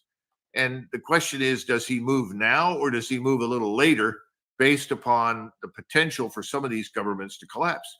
Macron's in a lot of trouble. The French government can absolutely change dramatically, but so can the government in Berlin. And he really, really wants to watch what the Germans do. And I read the German media, and I'm telling you, The German people are not going to fight Russia and Ukraine. They don't want anything to do with it. And there are large numbers of Germans in the electorate who are saying it's time to drop this fiction. It's time to stop listening to Washington. It's time to start acting in the interests of the German nation. And that's something that Scholz has not done. That's what an ironic or a unique way that is to actually do something in your national interest. I want to go down a line on something you said a second ago about some of the Western leaders saying lots of dumb things and things that just don't seem to make sense. I'm going to not just show you some of those, but we're going to contrast them, because you just talked about how Russia is in the driver's seat on this, strategically, operationally, tactically, any way you want to look at it, economically. Everything is going in Russia's favor, and whether it's quick or later, I think it's inevitable that they're going to succeed. Yet, even with that advantage, Vladimir Putin does still seem to be looking deep and willing to make not only a negotiated settlement, but also that, hey, we're going to have relations. Here's what he said about how he sees things after the war. If Europe wants to remain an independent and cultural and civilizational centers of international gravity, it needs to maintain a good relationship with Russia. And most importantly, we are ready for that. So even all the things that the West has done to Russia and given weapons and ammunition and allowed their stuff to be fired into Russia and probably helped with some of it, he's still saying that he wants a relationship. He knows that they're all living together and they're going to have some kind of relationship after the war's over. Well, we are living in the middle or early 20th century in terms of our mentality and thinking. He's living in the contemporary world. He sees no particular value or payoff to conflict and war. He's right. Russia has benefited in many ways from this conflict. It's taken very few casualties. Its economy has grown stronger. It's in a better position than it was when this began, but he's not a fool. War over the long term is too destructive. It harms societies. He wants to get back to some degree of normality. Anyone with any sense needs to understand this. Let me give you a couple of quick examples. In January of 1943, FDR suddenly announced, without having said anything to either the British or the Soviets at the time, that we were demanding unconditional surrender. Churchill, who is by no means a shrinking violet, didn't like it. He said, "You didn't tell me anything about this. This isn't a good idea." And eventually, Stalin also sent a note and said, "We don't want unconditional surrender.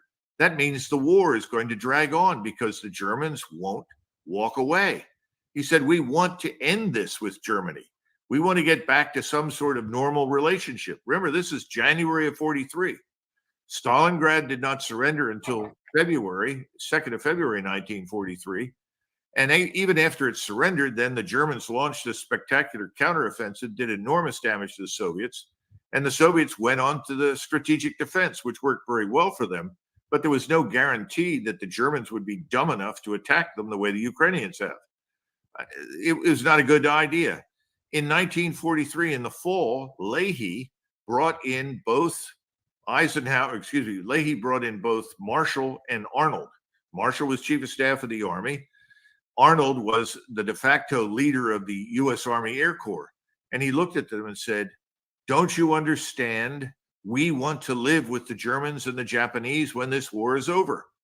And said, "Stop annihilating all of these people's cities. We were literally bombing the Japanese and the Germans into the Stone Age." He said, "It's got to stop. We need a new air strategy. We need a new strategy, period, to deal with this." Well, at the time, Marshall and Arnold looked at each other. They didn't really understand what Leahy was talking about, but he was making the same point. Today, no one in the West is thinking in those terms. We've adopted this Hitlerian solution to everything. Either you agree with me and do what I want you to do, or we're going to annihilate you. Well, that's insane. We are all living on this planet. Putin is not Joseph Stalin. We need to stop behaving like Hitler. This is insane. It needs to stop. But that's where we're headed right now. Putin is holding out the hope for an end to this thing because he really wants to do business with the West. He would like to do business with us. We're the ones who are being absolutely unconditionally hostile. And there's no reason for it. None. Right. And so I think to your point exactly there, I wonder if in the context of what you just said and that mentality, I wonder if you can interpret what Putin said when he said, here's what I'm willing to offer. The essence of our proposal is not some kind of temporary truce or suspension of fire, as, for example, the West wants. This is not about freezing the conflict, but about its final completion. And I will say again, as soon as Kiev agrees to a similar course of events proposed today, agrees to the complete withdrawal of its troops from the DPR and LPR in the Zaporozhye and Kherson regions, and really begins this process, we are ready to begin negotiations without delaying them. I repeat, this is our principled position. Neutral, non-aligned, nuclear-free status of Ukraine, its demilitarization and denazification. So I guess that kind of, draws the line of what you were talking about, that Putin it's a harsh term, but it's realistic. Of course it's realistic. And the areas that he's talking about are not historically Ukrainian.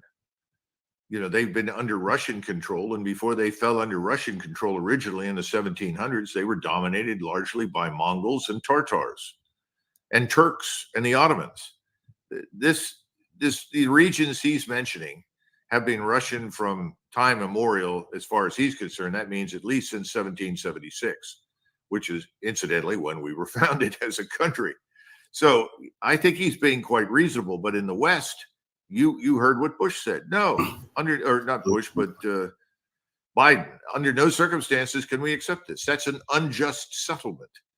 Well, to be perfectly blunt, justice is something that one sees usually in the movies, if they're feel-good movies, but almost nowhere else. The point is that this issue is being decided by force of arms. But again, he wants to end it on what, frankly, are rather generous terms, given the hostility directed at him by Ukraine and the United States and the rest of Europe.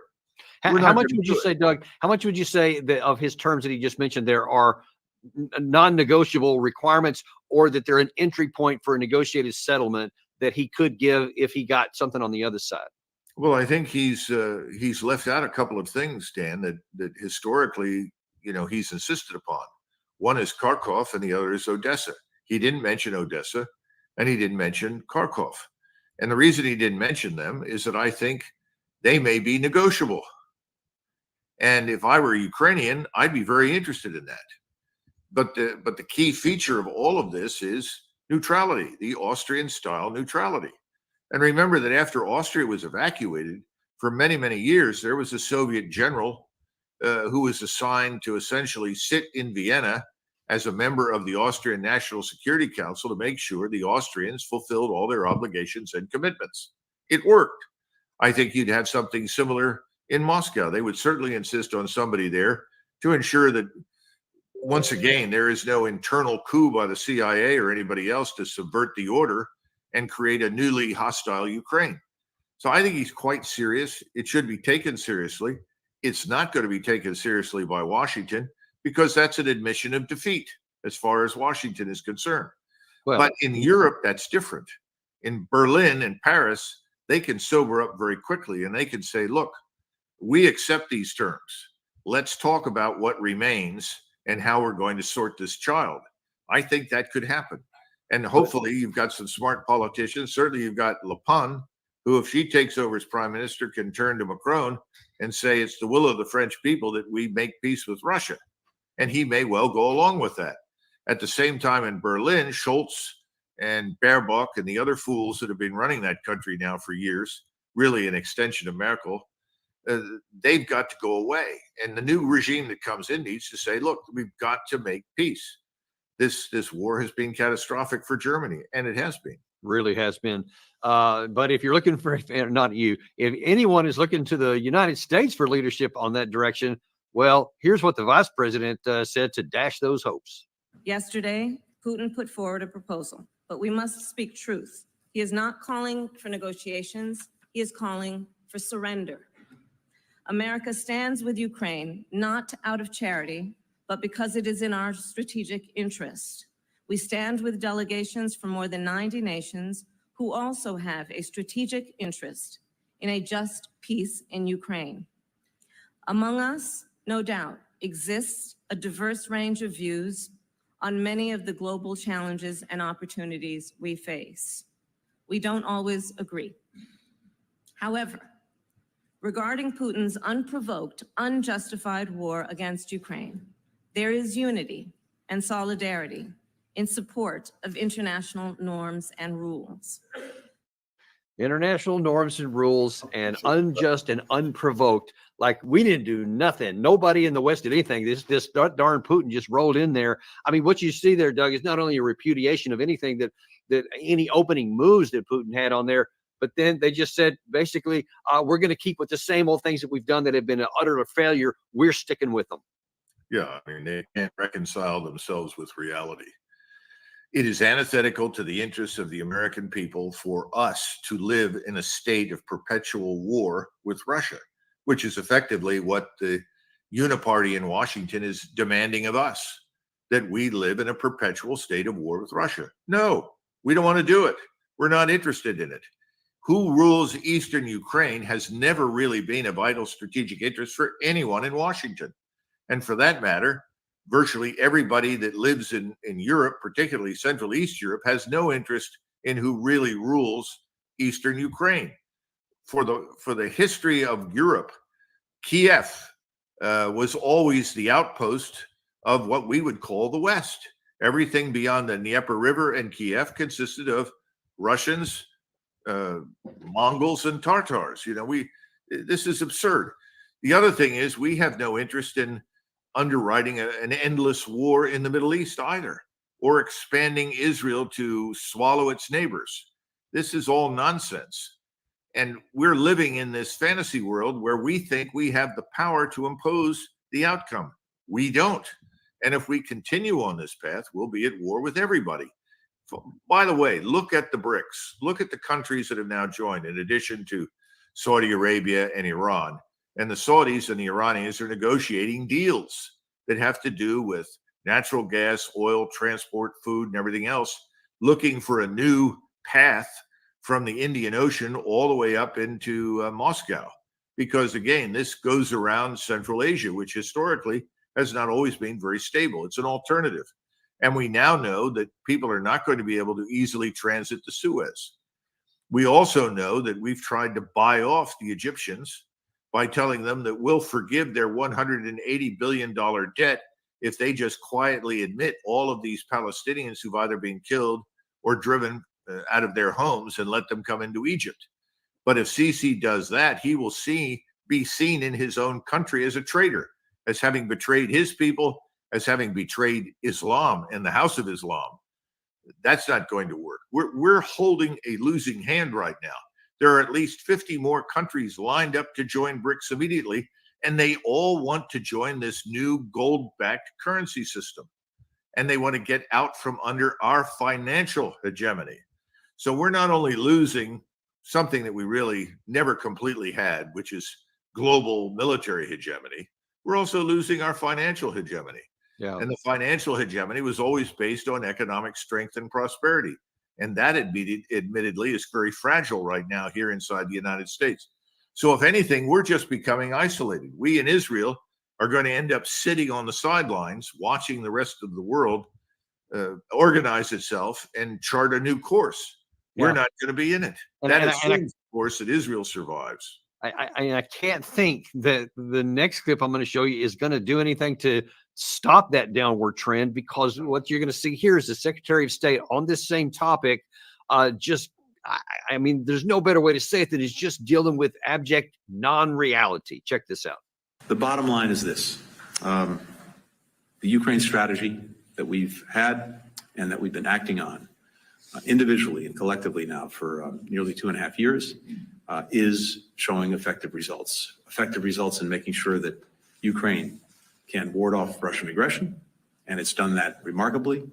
Keep in mind, Putin's objective from day one was to erase Ukraine from the map, to end its existence as an independent country, to subsume it into Russia.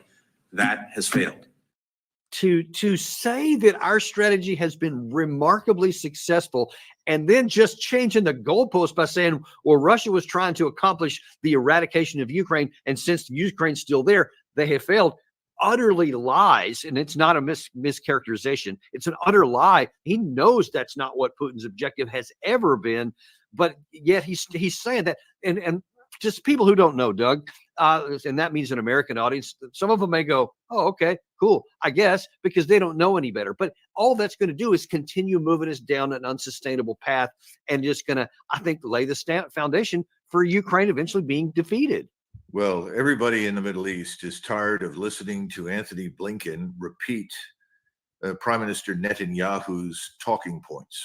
All right, let's put it bluntly. That's the way they view Blinken. So we have no credibility in the Middle East at all. We are simply seen as taking orders from and executing in accordance with Prime Minister Netanyahu's demands. Move to Ukraine. What are we doing? We're telling everyone that we won. Well, there's no evidence for that.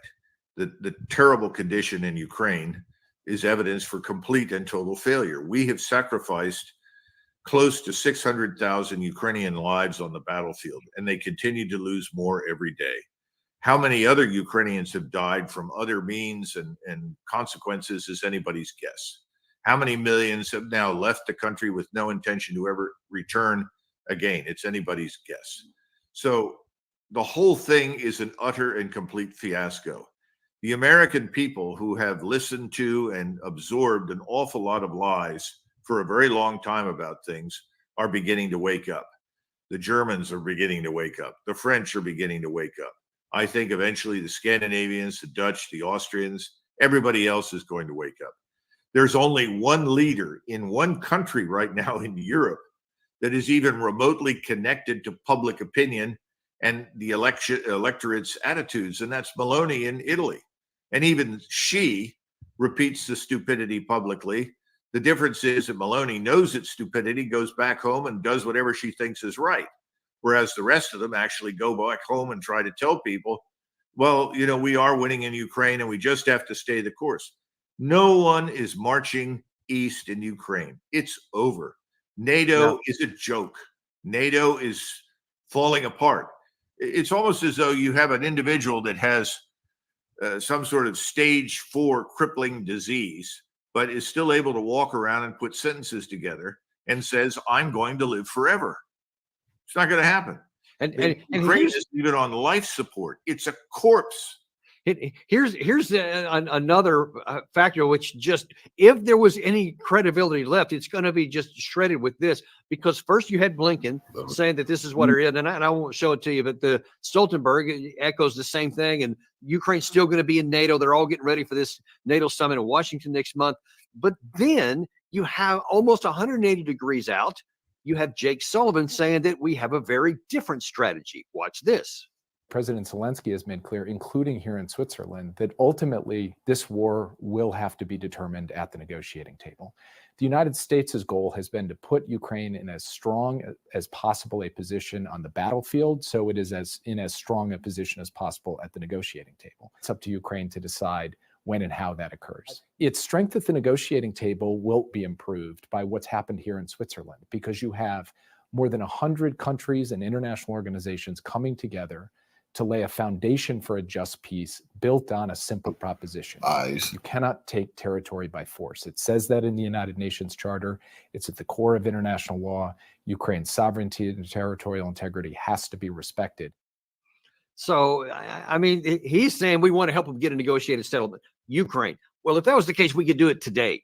Putin just laid that foundation out there. Obviously, it was there also in our early 2022. But what planet is he living on when you have everybody else? And check this one out from Kirby, by the way, because he's got some really good advice for Vladimir Putin. Look, my response to Mr. Putin is this. If you're so worried about becoming the victim of attacks, and you're worried about your troops' livelihoods and your military units, then get the hell out of Ukraine. You don't have any business being in there in the first place. That's my best advice to Mr. Putin. So where is the American position? You see, it's all over the map. Well, this is a new film that probably will come out next year called Frankenstein Returns. And what you've got is a corpse that is playing the role of Ukraine. The corpse is coming to the negotiating table, and standing behind the corpse is Dr. Frankenstein, played by Jake Sullivan. And Jake Sullivan is animating the corpse, theoretically, at the negotiating table. This is all absurd. It's dangerous, it's futile, and it's absurd. And the Europeans are beginning to figure it out, as are most Americans. So the bottom line is it doesn't matter what these people say anymore. And Kirby is playing the role of Igor, the spokesman. So you've got Igor speaking on behalf of Dr. Frankenstein. Dr. Frankenstein's animating what's left of the Ukrainian corpse. What's the outcome? Tragedy, disgrace, total destruction. The thing that's most remarkable about the American government and its allies right now in Europe is the complete absence of any humanity. Yeah. There is no real concern for the people who've been made homeless and being killed off in great numbers in this war because of our policies, because of what we've done, because we allowed someone like Nuland to pick and choose who would lead Ukraine, who could be deemed credible in our eyes, who would do whatever we said and would accept the massive billion-dollar payoffs in order to keep this war going. This is tragic, but it's a crime. It's a criminal action. It needs to end. And by the way, the absence of that humanity in Ukraine is matched by the absence of our humanity in the Middle East. Well, it is, and you've mentioned that a couple of times, and I do want to kind of pivot over to that because as much as what Putin has done in North Korea and his offer for a negotiated settlement have been making global news, also making global news in the last 12 hours or so has been Benjamin Netanyahu and our response to it. Here's what Netanyahu said yesterday, which kind of caused a bit of a dust-up. When Secretary Blinken was recently here in Israel, we had a candid conversation. I said I deeply appreciated the support the U.S. has given Israel from the beginning of the war. But I also said something else.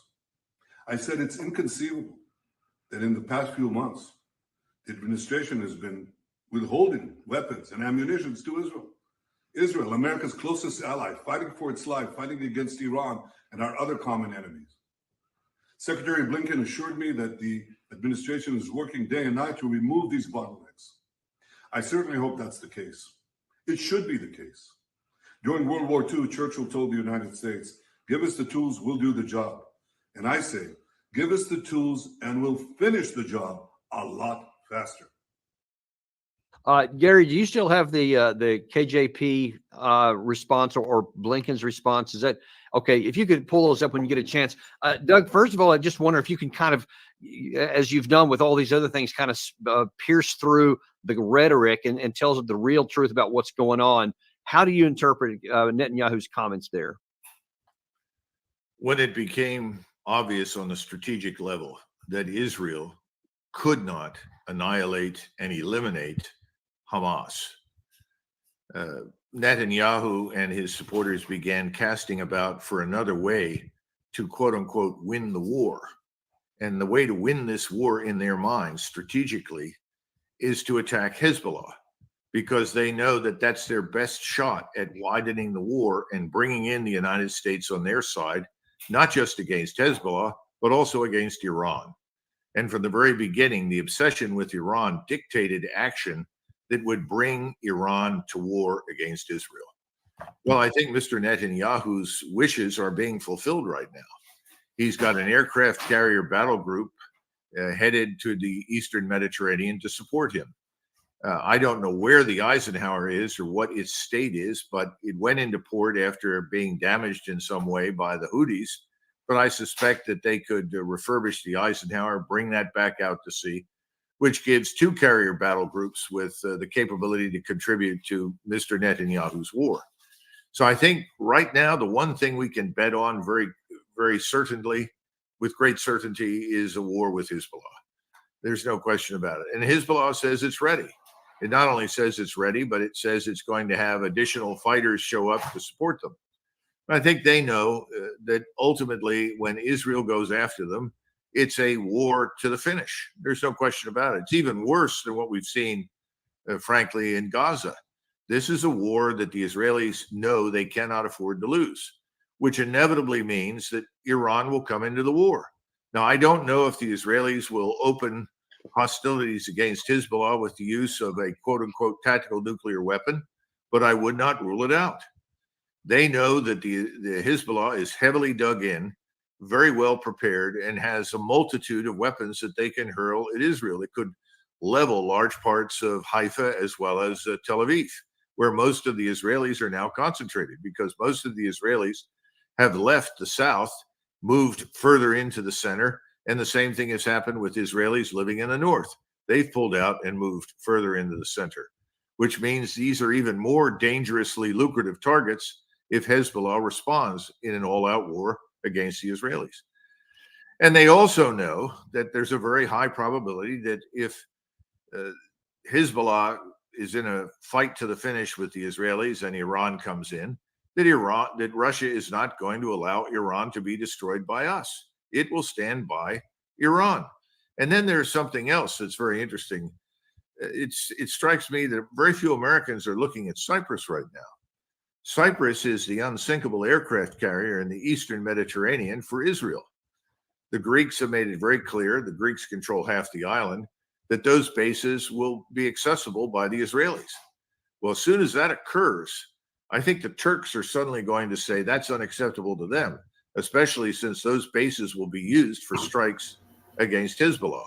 Well, then the leader of Hezbollah, Nasrallah, came out today.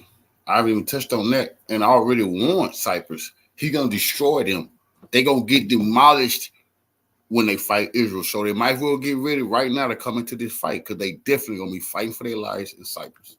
It seems very probable that the Turks will finally dust off their equipment and decide to enter the war.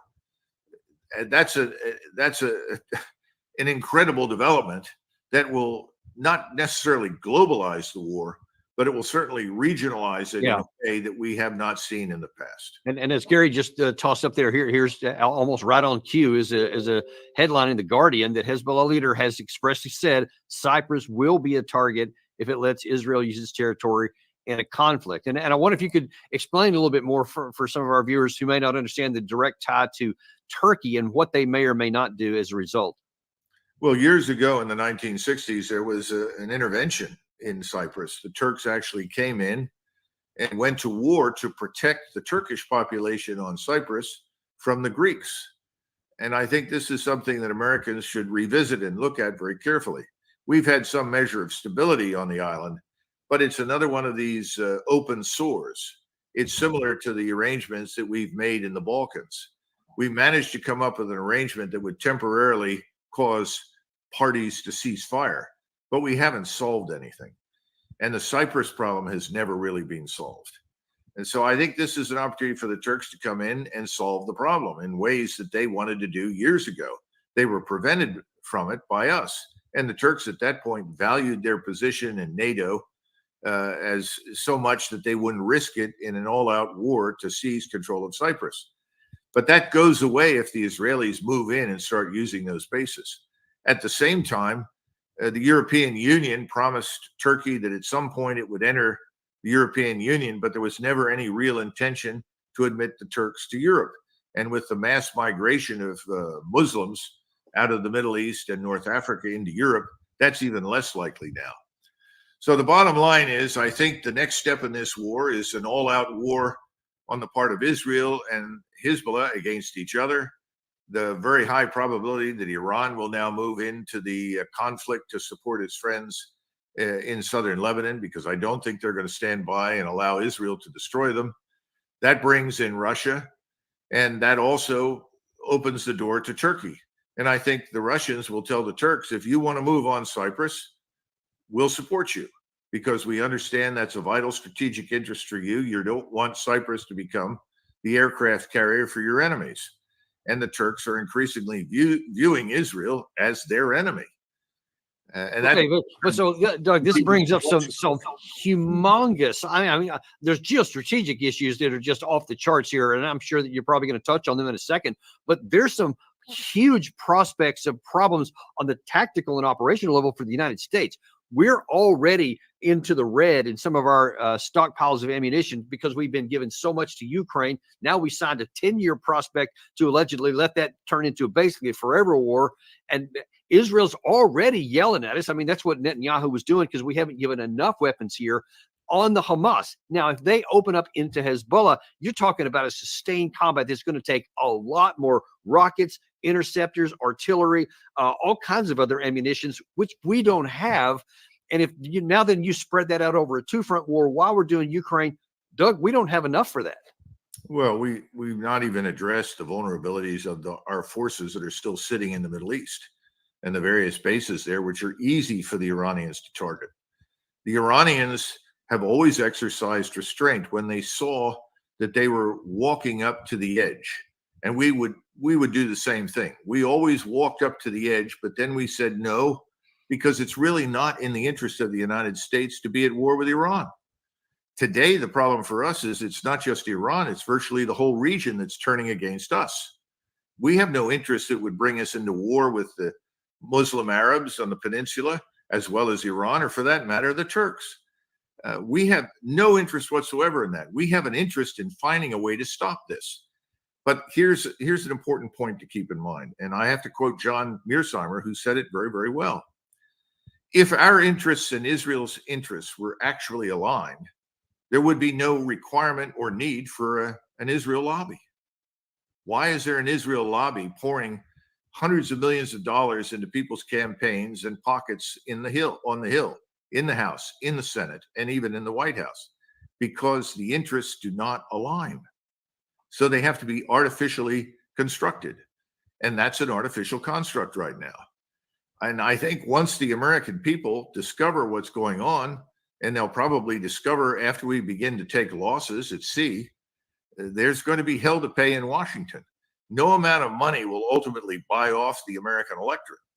The American electorate is not going to be pleased if we take heavy casualties. And I think that's a real possibility. And again, I go back to Russia does. Revolutionary salute to our family de jour brewer for the donation to the war chest. Revolution is real life. I appreciate the love, family. Revolutionary salute. Doesn't have to engage directly. They can support Iran, and they can also support the Turks. And the Turks are going to be very unhappy about these developments on Cyprus. The Turks are already watching carefully to their eastern border, where the Israelis have been hard at work, as well as we, in inspiring the Kurds to attack Turkey. Why would they do that? Because that's a distraction. That diverts resources in Turkey away from potentially being used against Israel. But it's a rather silly notion, because Turkey is a great power. There are 80 million Turks. They have almost inexhaustible reserves of manpower. The willingness to fight in Turkey against Israel and us is enormous. You and I talked years ago about the Turkish cinema that was turning out films of Americans attacking in northern Iraq and being defeated by handfuls of Turkish troops who bravely resisted the Americans. These were sellout deals in Turkey. They were immensely popular. We don't have very many friends left in the world. We certainly don't have strategic partners that see this confluence of interest with us anymore. They see us as a catalyst for conflict and crisis. Everything is disintegrating that we touch. So let's look at the tactical or even operational look for a moment, because there seems to be this assumption that we can pretty much do whatever we want to do. And if it came to Hezbollah, of course, Israel is going to win that. But Israel fought an inconclusive war in 2006. And since 2006, Hezbollah has been improving its defensive positions to make it much more difficult for Israel to attack into, which is what it would have to do. And Israel has struggled for 8 months against an enemy from the Hamas that's just kind of mixed in with the population, and inconclusive there. Can Israel, in a time-effective and cost-effective way, defeat Hezbollah, and can they simultaneously fight what would then almost certainly continue to spur up in its rear area? Can they fight a two-front war? Well, I'm tempted to say no, but I think there's a distinct possibility that the Israelis will use a tactical nuclear weapon, at least one or two, to devastate southern Lebanon. What they want to do is drive all of these people north of the Litani River, just as they want to drive the Arabs in Gaza into Egypt or into the desert or kill them. They'll take the same approach with Hezbollah, thinking that they can drive all of the Arabs there north of the Litani or simply kill them. That's why I say this is not going to happen. Others will become involved. The war will spread. Everything escalates. And if they do use a nuclear weapon, then I would say it's almost game over. Anything is possible at that point. The Turks have always known that they could acquire nuclear warheads for their missiles from Pakistan, which has always been on very friendly terms with the Turks. Now, that means you end up with a nuclear-armed Turkey. There is no reason why the Iranians right now cannot build a nuclear warhead and put it on one of their missiles. They have elected not to do that. There has been a fatwa saying that that would be a sin. But at some point, sinning becomes better than staring Armageddon in the face if the Israelis deliver it to you first. So I think once you go into Lebanon, this is manna from heaven, so to say, for Mr. Netanyahu, because he thinks then that brings us to his aid. But then you've got to look at us. Where do we stand? How vulnerable are we? What are the reserves of missiles and rockets that we've discussed for many, many years? And how rapidly can we turn up our industry and have it produce these things in sufficient volume that we can overwhelm an enemy? And I think the answer is it's very unclear that we can do that. We have too many one-offs in terms of missile products and rocket products that take time to build. Are we going to get them there very quickly? And where do we reload? Whose ports do we use? How are we going to be received? We're lucky that we were able to put into a Saudi port. I think it's Jeddah with the Eisenhower. But in the event of such a war, what will the Saudis say to us? Are they going to support us? It seems doubtful. Is anybody down in the South going to support anything that we do against Israel? Unlikely. Where do we stand then with the Italians and the Greeks? Well, the Greeks may well be dragged into the war because of Cyprus. But how much do we have on hand in Greece? Warfare has changed. This is the other thing we've talked about before over and over and over again. And I think, our mutual friend Alex has done an excellent job of explaining what are the needs of modern warfare. Some of them are good old industrial power, scientific industrial production and manufacturing that we don't have. But in addition to that, we don't seem to understand that everything we do is visible. Space-based surveillance eliminates surprise on the strategic and operational levels. It's not there. And that ability is not unique to us. The Russians have it, the Iranians have it, the Chinese have it, and the predisposition to share that information in real time is very large. The reason the Ukrainians have held on as long as they have, in part, is because of the intelligence and information we've provided to them. Right. Now, the Russians have learned how to operate in this environment. We have not. And then again, there's the question of do the Russians and others suddenly decide to disrupt our satellites? And that's kind of a lose-lose for everybody. Yeah. Once you start destroying satellites, everybody's satellites can go away. Are we prepared to operate without the aid of those satellites? Yeah, we're definitely not. And I don't know about Russia. Some countries I know are, but we're definitely not. So let me ask you two questions, Doug, one at a time. First of all, I want to ask you what we should do. Given that the team we've got in place, and we don't get to wish somebody better was out there. We have what we have. We have Kamala Harris, Biden, Kirby, Secretary Austin, et cetera. Given what we have, what should we do right now to avoid this catastrophic outcome? The Soviets used a concept which was really developed by Lenin many, many years ago. It was called the correlation of forces. And they would simply look at a country and they would say, how much can this country produce in terms of food, spare parts, military power, and so forth? Then they would say, how much manpower can it produce? Then where is it? What's its proximity to us? This is how they would calculate the potential for other nations to threaten them. Then they would also look at themselves and say, given where we are and what we've got, what is the correlation of forces for us? Where do we stand? And then they would match these things and say, on one hand, we have, this combination of capability and forces, not just military, but also social, societal, cohesion, political, diplomatic, industrial, economic, scientific, technological, all of those things. And then the opponent has these things. Now, you've heard Putin say many times, very truthfully, that if you look at the NATO alliance collectively, it has the capability to defeat us, the Russians. But there's a problem. NATO has never been united. NATO does not have a unified military command structure. NATO forces do not all obey orders from one source. They all have national authorities over them. And NATO has not exploited its military potential, either scientifically, technologically, industrially, or in terms of manpower. Ergo, if you look at the correlation of forces, it favors Russia, not NATO and not us. If you go into the Middle East, you have to ask the question, what is the correlation of forces for Israel versus everyone else? Well, versus everyone else, it doesn't look very good. And then the question is, how much can we compensate? How much can we bring to the fight? Well, you and I know that the United States Army is in ruins. It can't do a damn thing. And now we've seen the Russians, who have clearly made it obvious that they can escalate horizontally. In other words, they're going to start fires elsewhere that divert our resources, our attention, and our capabilities. Then finally, you have to ask the question about national will and resolve to do anything. What are we resolved to do right now? Congress may be resolved to do lots of things that makes it money.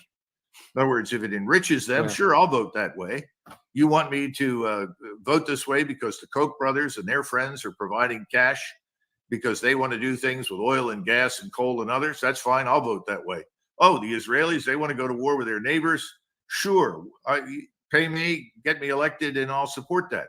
Until suddenly somebody realizes the correlation of forces isn't good. We could actually lose. Yes. And this is what nobody really wants to face. And so everybody talks as though it's 1991, Dan. Right. And it's not 1991. Right. Those days are over. We squandered all of the advantages and assets that we had. I'm not saying we should have stayed in a state of war with everybody since 1991. That's not my point. But we did not build anything new. Why are we running around in tanks that were designed in the 1970s for use in the 1980s? Why didn't we fix the engines? What are we doing using Patriot missiles and missile batteries and radars that were designed in the 70s for use in the 80s, even now? Why haven't we massively improved and updated and modernized? Because we never did the things along the lines of downsizing and reorganization to extract savings in order to do that. No, we fed the beast. And the beast said, send me what I always do. Give me money and I'll give you back what I always produce. Why do we have ships that are simply irrelevant? Because they're no longer equipped or designed to deal with a very different strategic environment. We could go on and on. But the point is, the correlation of forces right now, when you start adding them up, don't look good for us. They don't. So if you add those up, then that leads to a conclusion, what we should do. So what should we do? And then we're going to talk about what we will do. Well, previous presidents, I think, would have intervened and said, Prime Minister Netanyahu, that's far enough. This isn't working. You're headed down the wrong path in Gaza. We need to stop this and work out a solution. We need to sit down with other people in the region. And of course, that's something the Israelis don't want to do. The Israelis don't want to become another nation in the region. They want to be the supreme power. But that's what presidents in the past have reined things in. He's complaining about shortfalls in equipment. I'm sure some of that, or munitions, some of that is deliberate, but most of it, I think, is also a function of what have we got? And how much of it do we give away to the point where we have nothing left? The Europeans are already confronting that. We've confronted that to some extent in eastern Ukraine. So there's more going on there than I think he's aware. And he's making his demands known because that's a warning for all of the handlers on the Hill that work for the lobby to say, you need to step up the pressure and give us everything we want. I don't know that that's going to work. I think people are going to begin to question the wisdom of that. But to date, they haven't done it. So let me ask you this. Given the way... And by the way, we haven't talked about what should happen with Moscow. Anyone who's remotely sane at this point would say, stop everything. Stop the press. We need to meet and sort this out as quickly as possible. Europe is dying economically in large part because of our sanctions and what we've dragged them into against Russia and even now China, which is insane. So we need to stop. No one's going to do Couldn't agree with you more. No one is going to do that. Let's see. I don't think I actually showed this. Given how our leaders have responded to Netanyahu, you had Gary, do you have KJP, or is that one we pulled up? Okay, here's what KJP said. So this is the official spokesman for the White House after Netanyahu just humiliated us publicly, responded with this.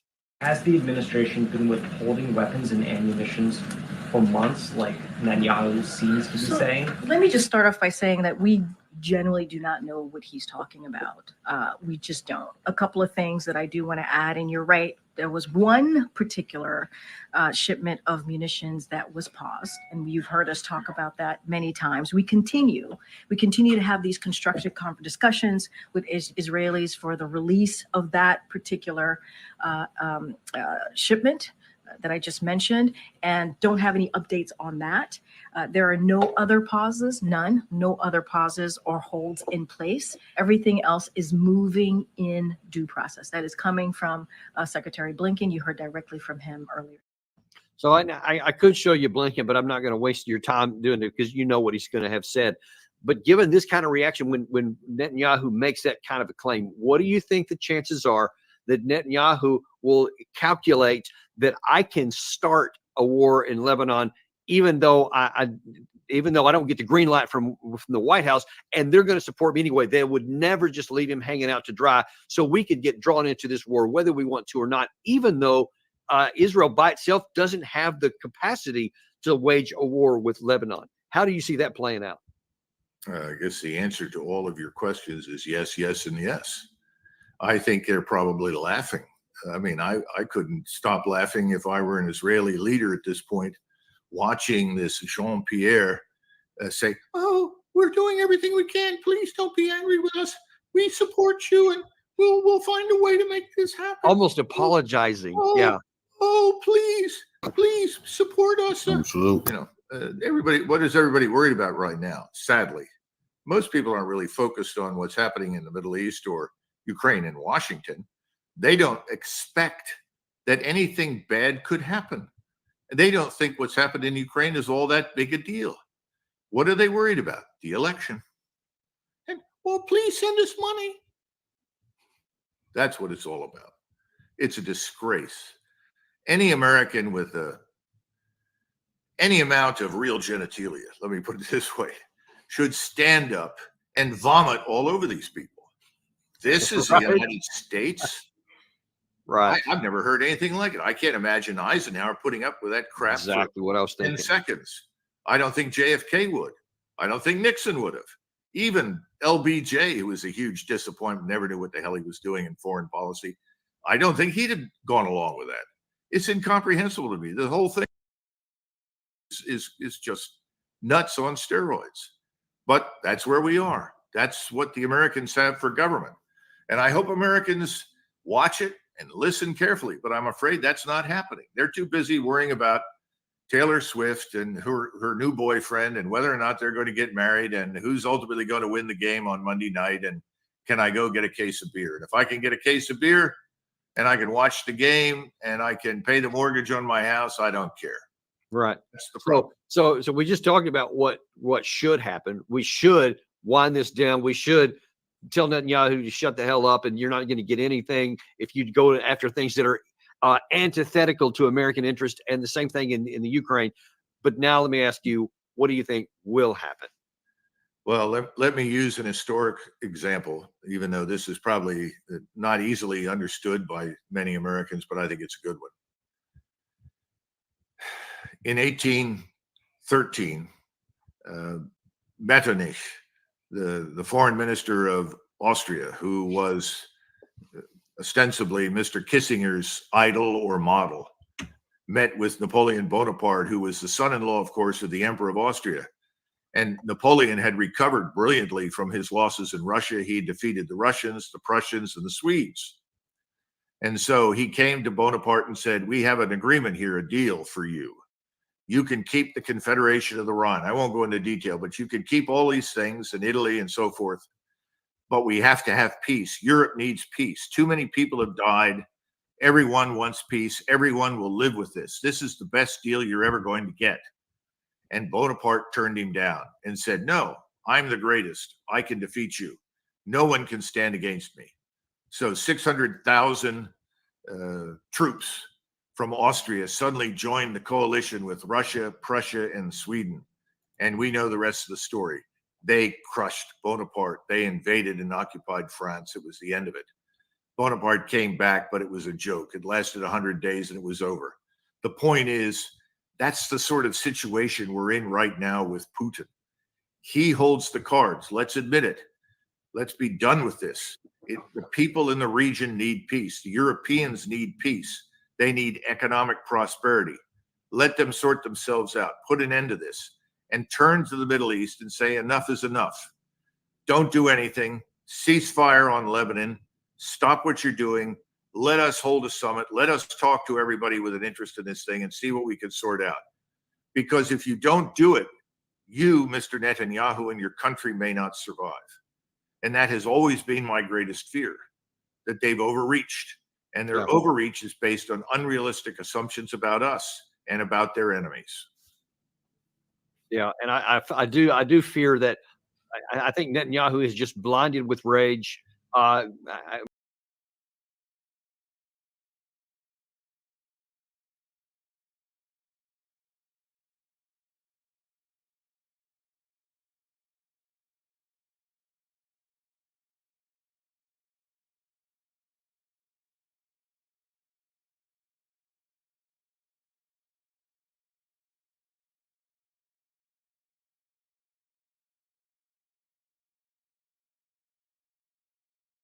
What is good for the goose is good for the gander, as we say over here. The truth is that the Russians have decided to repay the United States in its own coin. The United States has now ringed China with long-range missiles. It's done the same with Russia. So both can be expected to repay.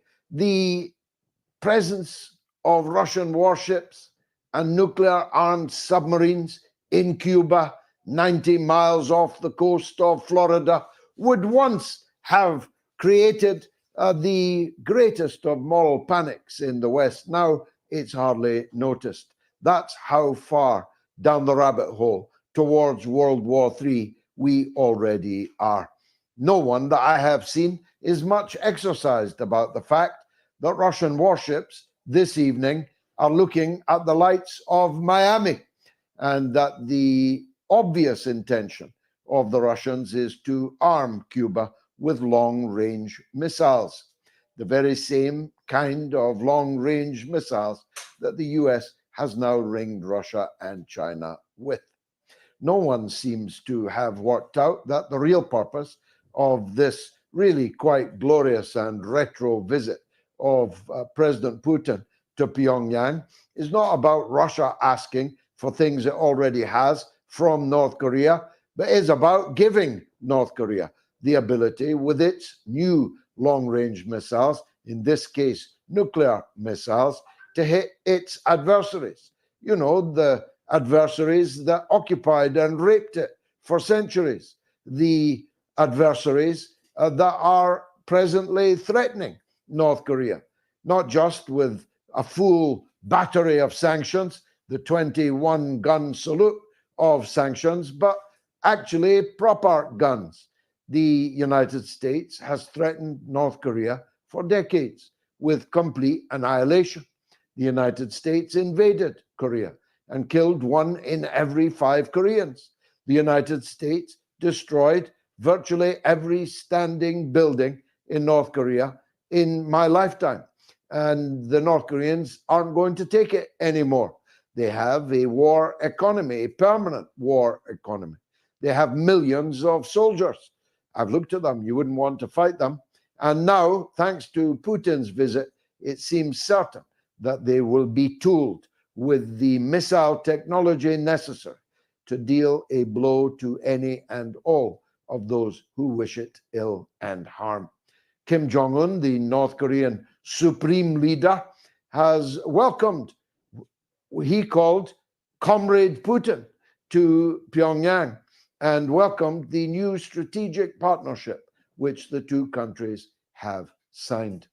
It's all very obviously the march to World War III, and nobody in the West wants to talk about it. I know that because this day, in front of the BBC, ITV, Channel 4, Sky News, GB News, the Daily Mail, the Daily Telegraph, I laid out all the ways in which we are headed for Armageddon, but nobody asked me a single question about it. They asked me if our plans for a referendum on a continuation of the monarchy were in good taste, given that the King and the Princess of Wales have cancer at the moment. That was the level of the British media's interest in the march towards Armageddon. Where will it start? Well, possibly in more than one place.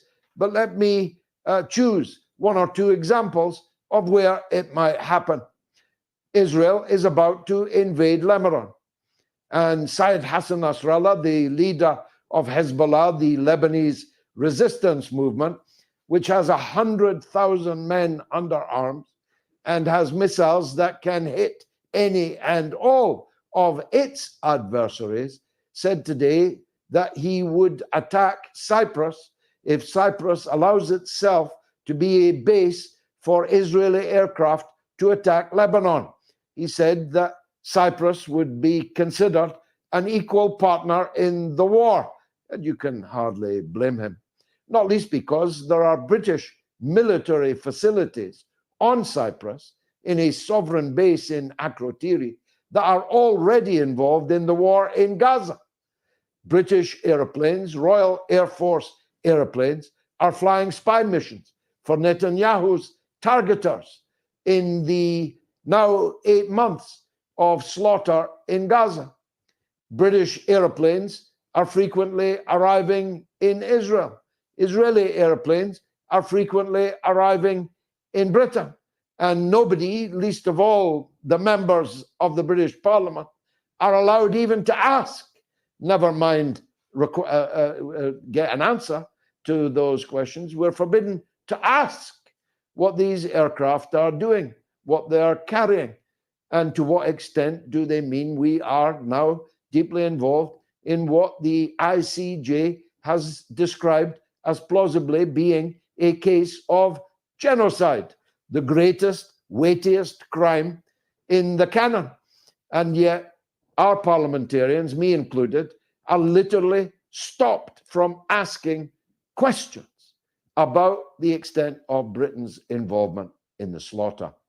But we will be involved if Israel invades Lebanon. We'll be involved because Cyprus will come into the firing line. We'll be involved because we almost certainly have special forces in the region helping Israel slaughter people in Gaza. We'll be involved because we're flying spy flights. And if we're flying them over Gaza, we must assume that we'll be flying them over Lebanon, and they may be shot down. Lebanon, after all, and Hezbollah in particular, are in possession of formidable anti-aircraft technology. They showed how formidable their drone technology is just the other day by flying over uninterrupted, with no alarm sounded, all of the strategic sites in Israel. And Syed Hassan today didn't just threaten to wipe out Cyprus, he threatened to invade Israel. The invasion of Galilee, holy place, might be running with blood soon. If Hezbollah invade and capture the Galilee in Israel, this will be the first time this has ever happened in the history of the Zionist state. And only a fool would bet against Hezbollah's ability to do that. In any case, they have said that they will hit every target and every target behind every target, and the maximum targets behind that, by which they mean Israel's nuclear weapons facilities at Dimona. That's the facilities they have never admitted that they have. That's the facilities that house Revolutionary salute to our brother Brook the Zoo for the donation to the war chest. Revolution is a good life. You know, I absolutely appreciate the love, soldier. Revolutionary salute. Hundreds of illegally acquired, undeclared, uninspected nuclear weapons. Remember that next time you hear a hue and cry about the possibility that Iran might make one nuclear weapon. Israel has 250 nuclear weapons, and Hezbollah has the opportunity and has the technology to hit them. I appreciate it. And then we're in World War III. That's Armageddon. I've been in Armageddon. It's a real place. And it's not far from Gaza. It's not that far from the Lebanese border. And we might all be heading for it, metaphorically speaking, over the next hours, days, or weeks. Not any longer than weeks, I'll warrant. That's one place that World War III may very well erupt because, of course, the United States will enter the war. Britain will enter the war on behalf of Israel against Hezbollah, which will be defending its own territory from Israeli invasion. It has done so several times before, every time successfully. So the Israeli armed forces, already taking heavy attrition in Gaza, will not be looking forward to the sojourn. 70,000 Israeli soldiers have been disabled in the last 8 months in the attack on Gaza. We know that because the Israeli military have just announced it. We don't know exactly how many have been killed, but the ratio of wounded to killed is normally around 3 to 1. So we can infer that a very large number of Israeli soldiers have lost their lives. Many have lost their limbs, and even more have lost their minds. That's fighting a ragged-assed guerrilla movement in a Gaza concentration camp, the entry and exit from which is entirely controlled by Israel. Just think what's awaiting them if they invade Lebanon. And if the US and Britain and others that have their naval assets in the Mediterranean attack Lebanon on behalf of Israel, who will attack them? Well, maybe Israel is hoping that that somebody will be Iran. And if that somebody is Iran, we must presume that the Americans and so on will attack Iran. And if they attack Iran, who will attack them? We must assume that North Korea, Iran, Russia, China will not sit by quietly while Iran is attacked by the United States. You see where I'm going with all of this? And that's only one of the pathways to Armageddon. The other, of course, could be the supplying of these long-range American weapons, NATO weapons, which could, of course, be nuclear weapons. How can the Russians know if the missiles are coming towards them, whether they're nuclear tipped or not? The long-range missiles given by Joe Biden, along with permission to fire them inside Russian territory, hit Russian people inside Russia, destroy military facilities, including early warning of atomic attack facilities, could well be the trigger for World War III, or it could be in China. So, one way or another, you would have thought that all of this would be something of an election issue in Britain, in the United States, in France. The fact that it isn't is part of an organized conspiracy to deny the public in our countries from knowing just how dangerous a path our leaders have put us on. They are deliberately suppressing this news, infatuating with all kinds of trivia and balderdash, so that you do not know that we are very close to midnight on the doomsday clock. Talking about elections, every one of my opponents has now pulled out of the town hustings at which they would have had to debate with me. I wonder why. But it is part of a pattern all over the country. Labour are withdrawing their candidates from public view. They are withdrawing their candidates from public debate and questioning. That's because Labour thinks they've already got the election won. But they forgot Farage. Forgot Farage might actually turn out to be the leitmotif of this general election campaign. because yesterday 882 overwhelmingly young fighting age men landed on the beaches of the south of England. The British government didn't have a clue how to stop them. And the Labour opposition has no intention of stopping them. And that leaves the field open for Farage to whip up xenophobic, chauvinistic feelings in Britain, which are not entirely misplaced, because every one of that 882, every one, is tonight being housed at a cost of £80 per night per person in a British hotel. A British hotel near you if you are an elector in Britain. And they join the tens, scores of thousands of such overwhelmingly young men who are already here, who already landed on the beach, and who are part of a queue years long to have their claims for asylum and refugee status adjudicated upon. It's astonishing, really, on a number of levels. First of all, Britain paid billions of pounds to France to stop the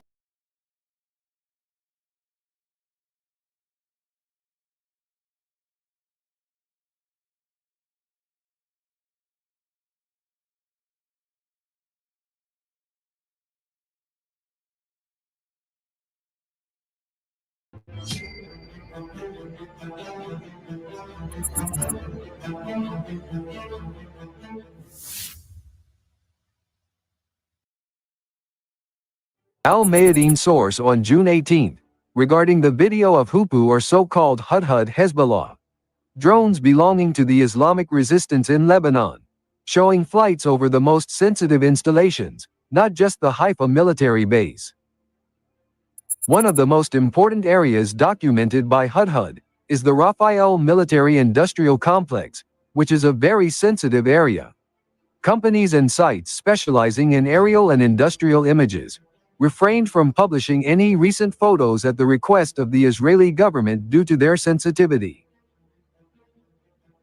The reconnaissance covered three types of potential targets: military, the military industrial complex and Haifa military base, civilian in the Krayat region, and strategic, Haifa port and installations within it. These three types of targets will create a three-dimensional balance of deterrence against Israel. Each dimension relates to a specific type of target that Israel could target in any confrontation with Lebanon.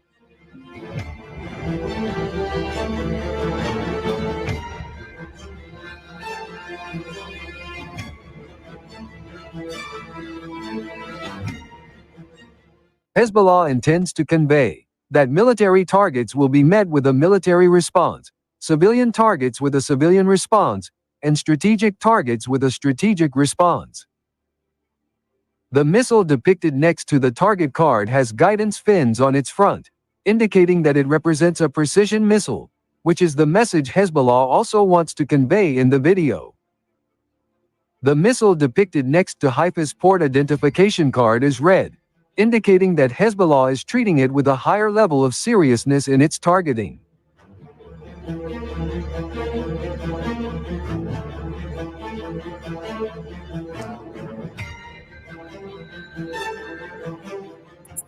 The video is the first episode in a series that will show how far the resistance of Lebanon's surveillance drones extends. The conclusion of the video with the phrase, "and the birds fly high," suggests that Hezbollah drones are still flying over Palestine to carry out necessary reconnaissance missions and bring home important information. The publication of the video by Hezbollah is of course related to the visit of the U.S. envoy Hochstein to Lebanon on an Israeli mission, although it seems to be a mediation effort.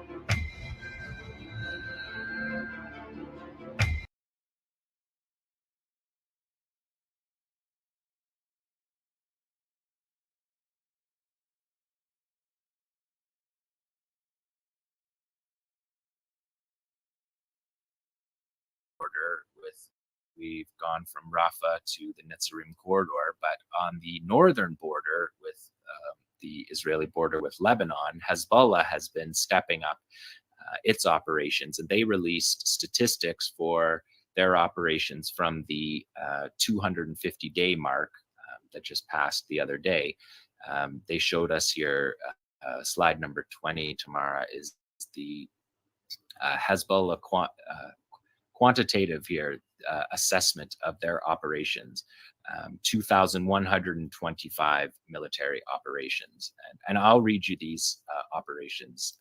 We can go to number 21 because Hezbollah also released a mixtape of their operations. And interestingly, just note here that this video begins with the camera lens. The camera lens, then the anti-tank missiles. And it just gives you a sense of the way that they have embedded these media ops and the critical role these media operations play in this war, showing us things that the Israelis would otherwise lie about. And the way that the resistance, both in Lebanon and in Gaza, has used these media operations, recording their operations and showing them to the world, is a critical part of their war-fighting strategy. These videos are made to be seen. They're made to be shown and talked about in the way that we talk about them on the air here. Some people sometimes say, are we saying too much about the operations? Is it dangerous for the fighters? These videos are released by the fighters themselves. That is the point of these videos, is to show them and to be seen and to see these operations. And here, this is the 250-day mixtape that Hezbollah released, to just give you a sense of some of these operations. So they've targeted 304 settlements, 1,373 border sites, 89 rear sites. So those are positions beyond the border, 200 different border points, 59 aerial targeting, 110 targetings of bases. And of course, the Israelis have hundreds of thousands of people out of their northern communities in the north, just like they are in the south. The buffer zones, as we know, are inside Israel now. They're not in Lebanon like they were during the occupation of Lebanon, and they're not inside Gaza. They're in the envelope. You can see here where this video loops again, you can see the camera. They intentionally made that shot here, and that fighter on that, he's saying to his unit, he says, Unit 24, we answer Gaza's call. So he's saying that. That's what the fighter is saying on that record, on the that video that you just saw there. When he's talking to his troops, he's talking to his unit and saying that we're answering Gaza's call, which is what Hezbollah said this has all been about since October the 8th, when they joined this battle in solidarity with the southern front in Gaza. We have shown you many of these operations. You'll recognize many of these operations I've shown you over the last 8 months and broke them down in detail, but these have been coming fast and furious over the last couple weeks. Hezbollah is definitely turning up the heat on the northern front for Israel. These are the suicide, the one-way suicide drones, kamikaze drones, attack drones that Hezbollah has been using. So just let me give you more of these numbers. 3 military factories, 50 artillery positions, 10 Iron Dome platforms, including 5 since day 200, 7 drones downed, 5 of their flagship drones, the Hermes 900. I'll show you that in coming up here. Another one was downed. But Hezbollah says 442 artillery operations that they have carried out, 925 surface-to-surface rocket attacks, so 925 rocket attacks. Israel says 5,000 rockets in those attacks, 82 sniper machine gun attacks, 100 drone attacks, 682 anti-tank guided missiles attacks, and 23 engineering weapons. So that's been significant all through Hezbollah's tempo, all through this war has been to gradually escalate along with Israel and to tell Israel that they're ready for war on the north. And Israel seems to be blustering a lot recently about war in the north. But I think the military assessment at this point for their exhausted troops can't defeat the Qassam brigades and the Palestinians in Gaza, who have been besieged for 17 years. Just the formal siege, of course, the siege on Gaza goes back to the First Intifada. And so Hezbollah doesn't have those limitations. Hezbollah has land crossing, land access, hinterlands. They have strategic corridors between Iran to train fighters, to import weapons. All these things that Gaza doesn't have, Hezbollah does have. And so Israel taunting or saying that they're going to fight a war against Hezbollah seems to be a strategic catastrophe waiting for Israel. Let's look at number 22, because Hezbollah has also shown us the ability to down Israel's flagship drones. This is a Hermes 900, the Elbit drone. This is a $10 million per unit drone. When they sell them to foreign countries, which they've sold hundreds to foreign countries, they end up being more like $20 million in the packages because of the pilots that come with them. The pilots are from Elbit, the corporate builder of these drones. Also staffs the pilots of the drones and trains the military how to use these drones. So when you have Elbit on a boycott, divestment, and sanctions list, which they are because of their investments from foreign countries, many countries have banks, pension funds, that are all tied into Elbit, and Elbit is having these technicians actually embedded within the military units. So you can see here another Hermes 900 down. This is the second 900 down in June alone. They've downed 3 Hermes 900s and 2 Hermes 450s. So 5 of these flagship hunter-killer drones. These are attack drones that fire munitions. These are the killer drones that the Israelis are using through Gaza that you can hear all the time. And so here you see a pretty spectacularly falling from the sky. And we took the audio out, as always, we take the audio out, but the Lebanese civilians are saying, congrats, boys, you got another one. Watching from the ground in Lebanon as these drones, these Israeli drones that terrorize the region are falling from the sky. Just very symbolic visuals that have been happening increasingly. We've reported on them from Ansar Allah too. Ansar Allah has been able to down something like half a dozen MQ-9 Reaper drones. So it seems like the Axis of Resistance has this capability now to down these flagship drones. And we're seeing it consistently. And this is on top of these, this is a surface-to-air missile. Again, Hezbollah cuts out the part where the missile hits. They're still hiding what missile is used, but we've reported on that before. It's item 358 that is likely what is being used to take down these drones. And if we look at number 23, Tamara, here, this is a Coronet strike. This is an Iranian version of the Soviet Coronet anti-tank guided missile. And we see it being used here on the border against an Israeli Humvee that's traveling along the border in Al-Manara in the upper Galilee. You can see the open-topped Humvee there. It's about to get hit by a Coronet. And the Israelis said that these two guys, they're only lightly wounded. They're just lightly wounded. So again, doesn't seem to match the videos that we're watching. Certainly doesn't look like lightly wounded in this anti-tank missile strike on an open-topped vehicle there, but lightly wounded.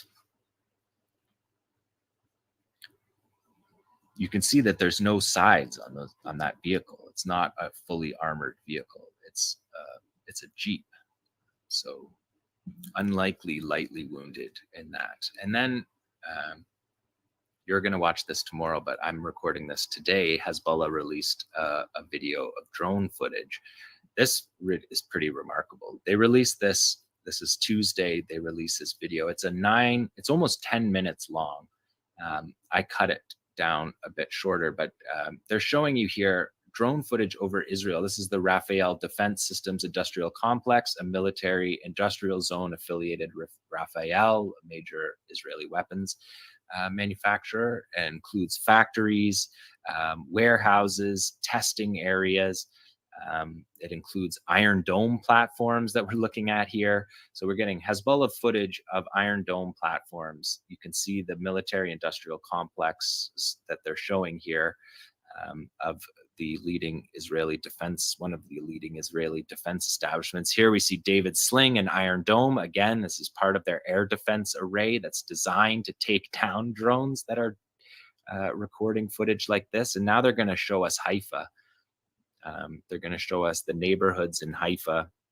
They identified 260,000 people in these neighborhoods that they're flying over. This is Hezbollah drone footage flying over. It says high density urban block bordering the coast of Haifa Bay, located north of occupied, they call occupied Haifa.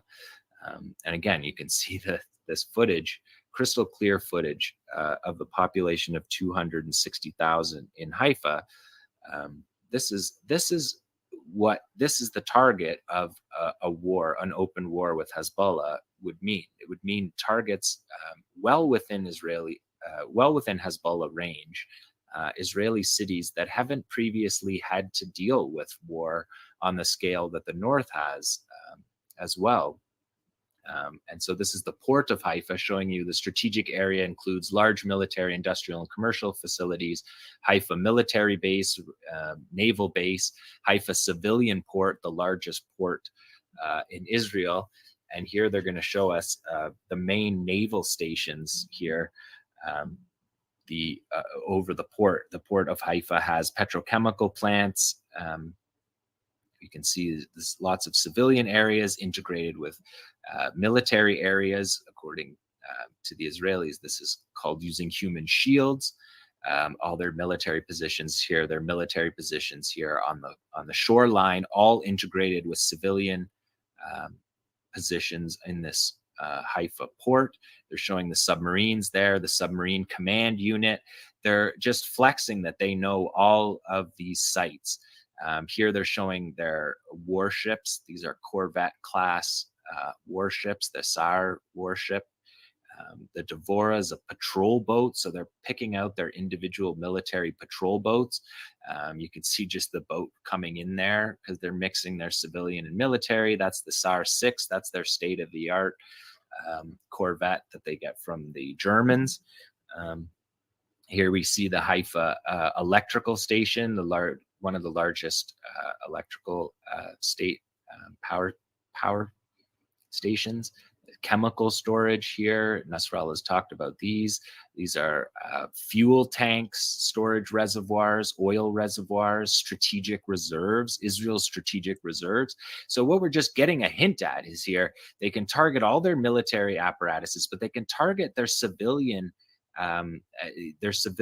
apparatus and their power, their strategic reserves of oil to run their country. And an open war with Hezbollah from the north is something that Israelis are just not ready for. And this footage today from Hezbollah, this 9-minute video, is just a really remarkable video, especially for people in Lebanon who have, for the last decades, dealt with Israeli overflights of their territory, constantly warplanes flying over and taking violating Lebanese airspace constantly before this war. And now we're seeing Hezbollah flying a drone over and pointing out all of the different strategic locations that they have to target. And this is something that is this just came out today, and the Israelis the IDF confirmed today that this is real. They told you if you needed confirmation of what your eyes are looking at, the IDF confirmed that this is of course this is real. according to the IDF. And look at it, it's just remarkable that the Hezbollah drones that are supposed to be stopped by this multi-billion-dollar aerial defense array are just touring around Haifa, showing you all the major sites in Haifa, all the major positions that would become targeted in the war. And Nasrallah said in his recent speech that there's 200,000 Israelis out of their homes in the north, but he said we can make it 2 million in minutes. And that's what he's talking about. He's saying these petrochemical facilities, oil facilities, the power plant, and the Haifa airport as well here that are being shown in the port of Haifa. So this was a 10-minute video that I cut down for you, but you can see this very qualitative upgrade in the way, in the threat that Israel faces from the north that Hezbollah was showing us today. Again, this is the port footage where you can see the civilian and military apparatuses completely connected in a way that if this was in Gaza, they would call them human shields, but of course the Israelis don't call them that. In Israel, even though they're actually far more integrated in their civilian areas than the Palestinians are, who fight and command centers are based in the tunnel networks away from civilians. This is Israel's strategic assets that are being shown here. These are the warships.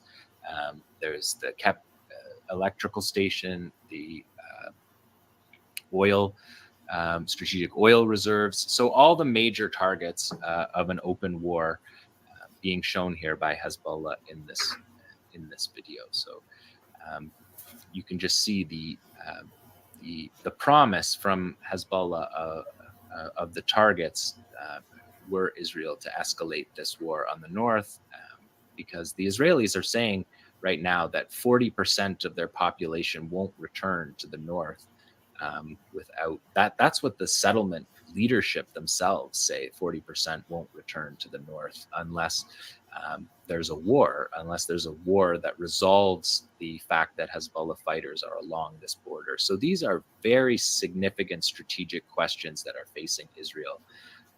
And I just wanted to bring you that from the CultFigga. Follow me.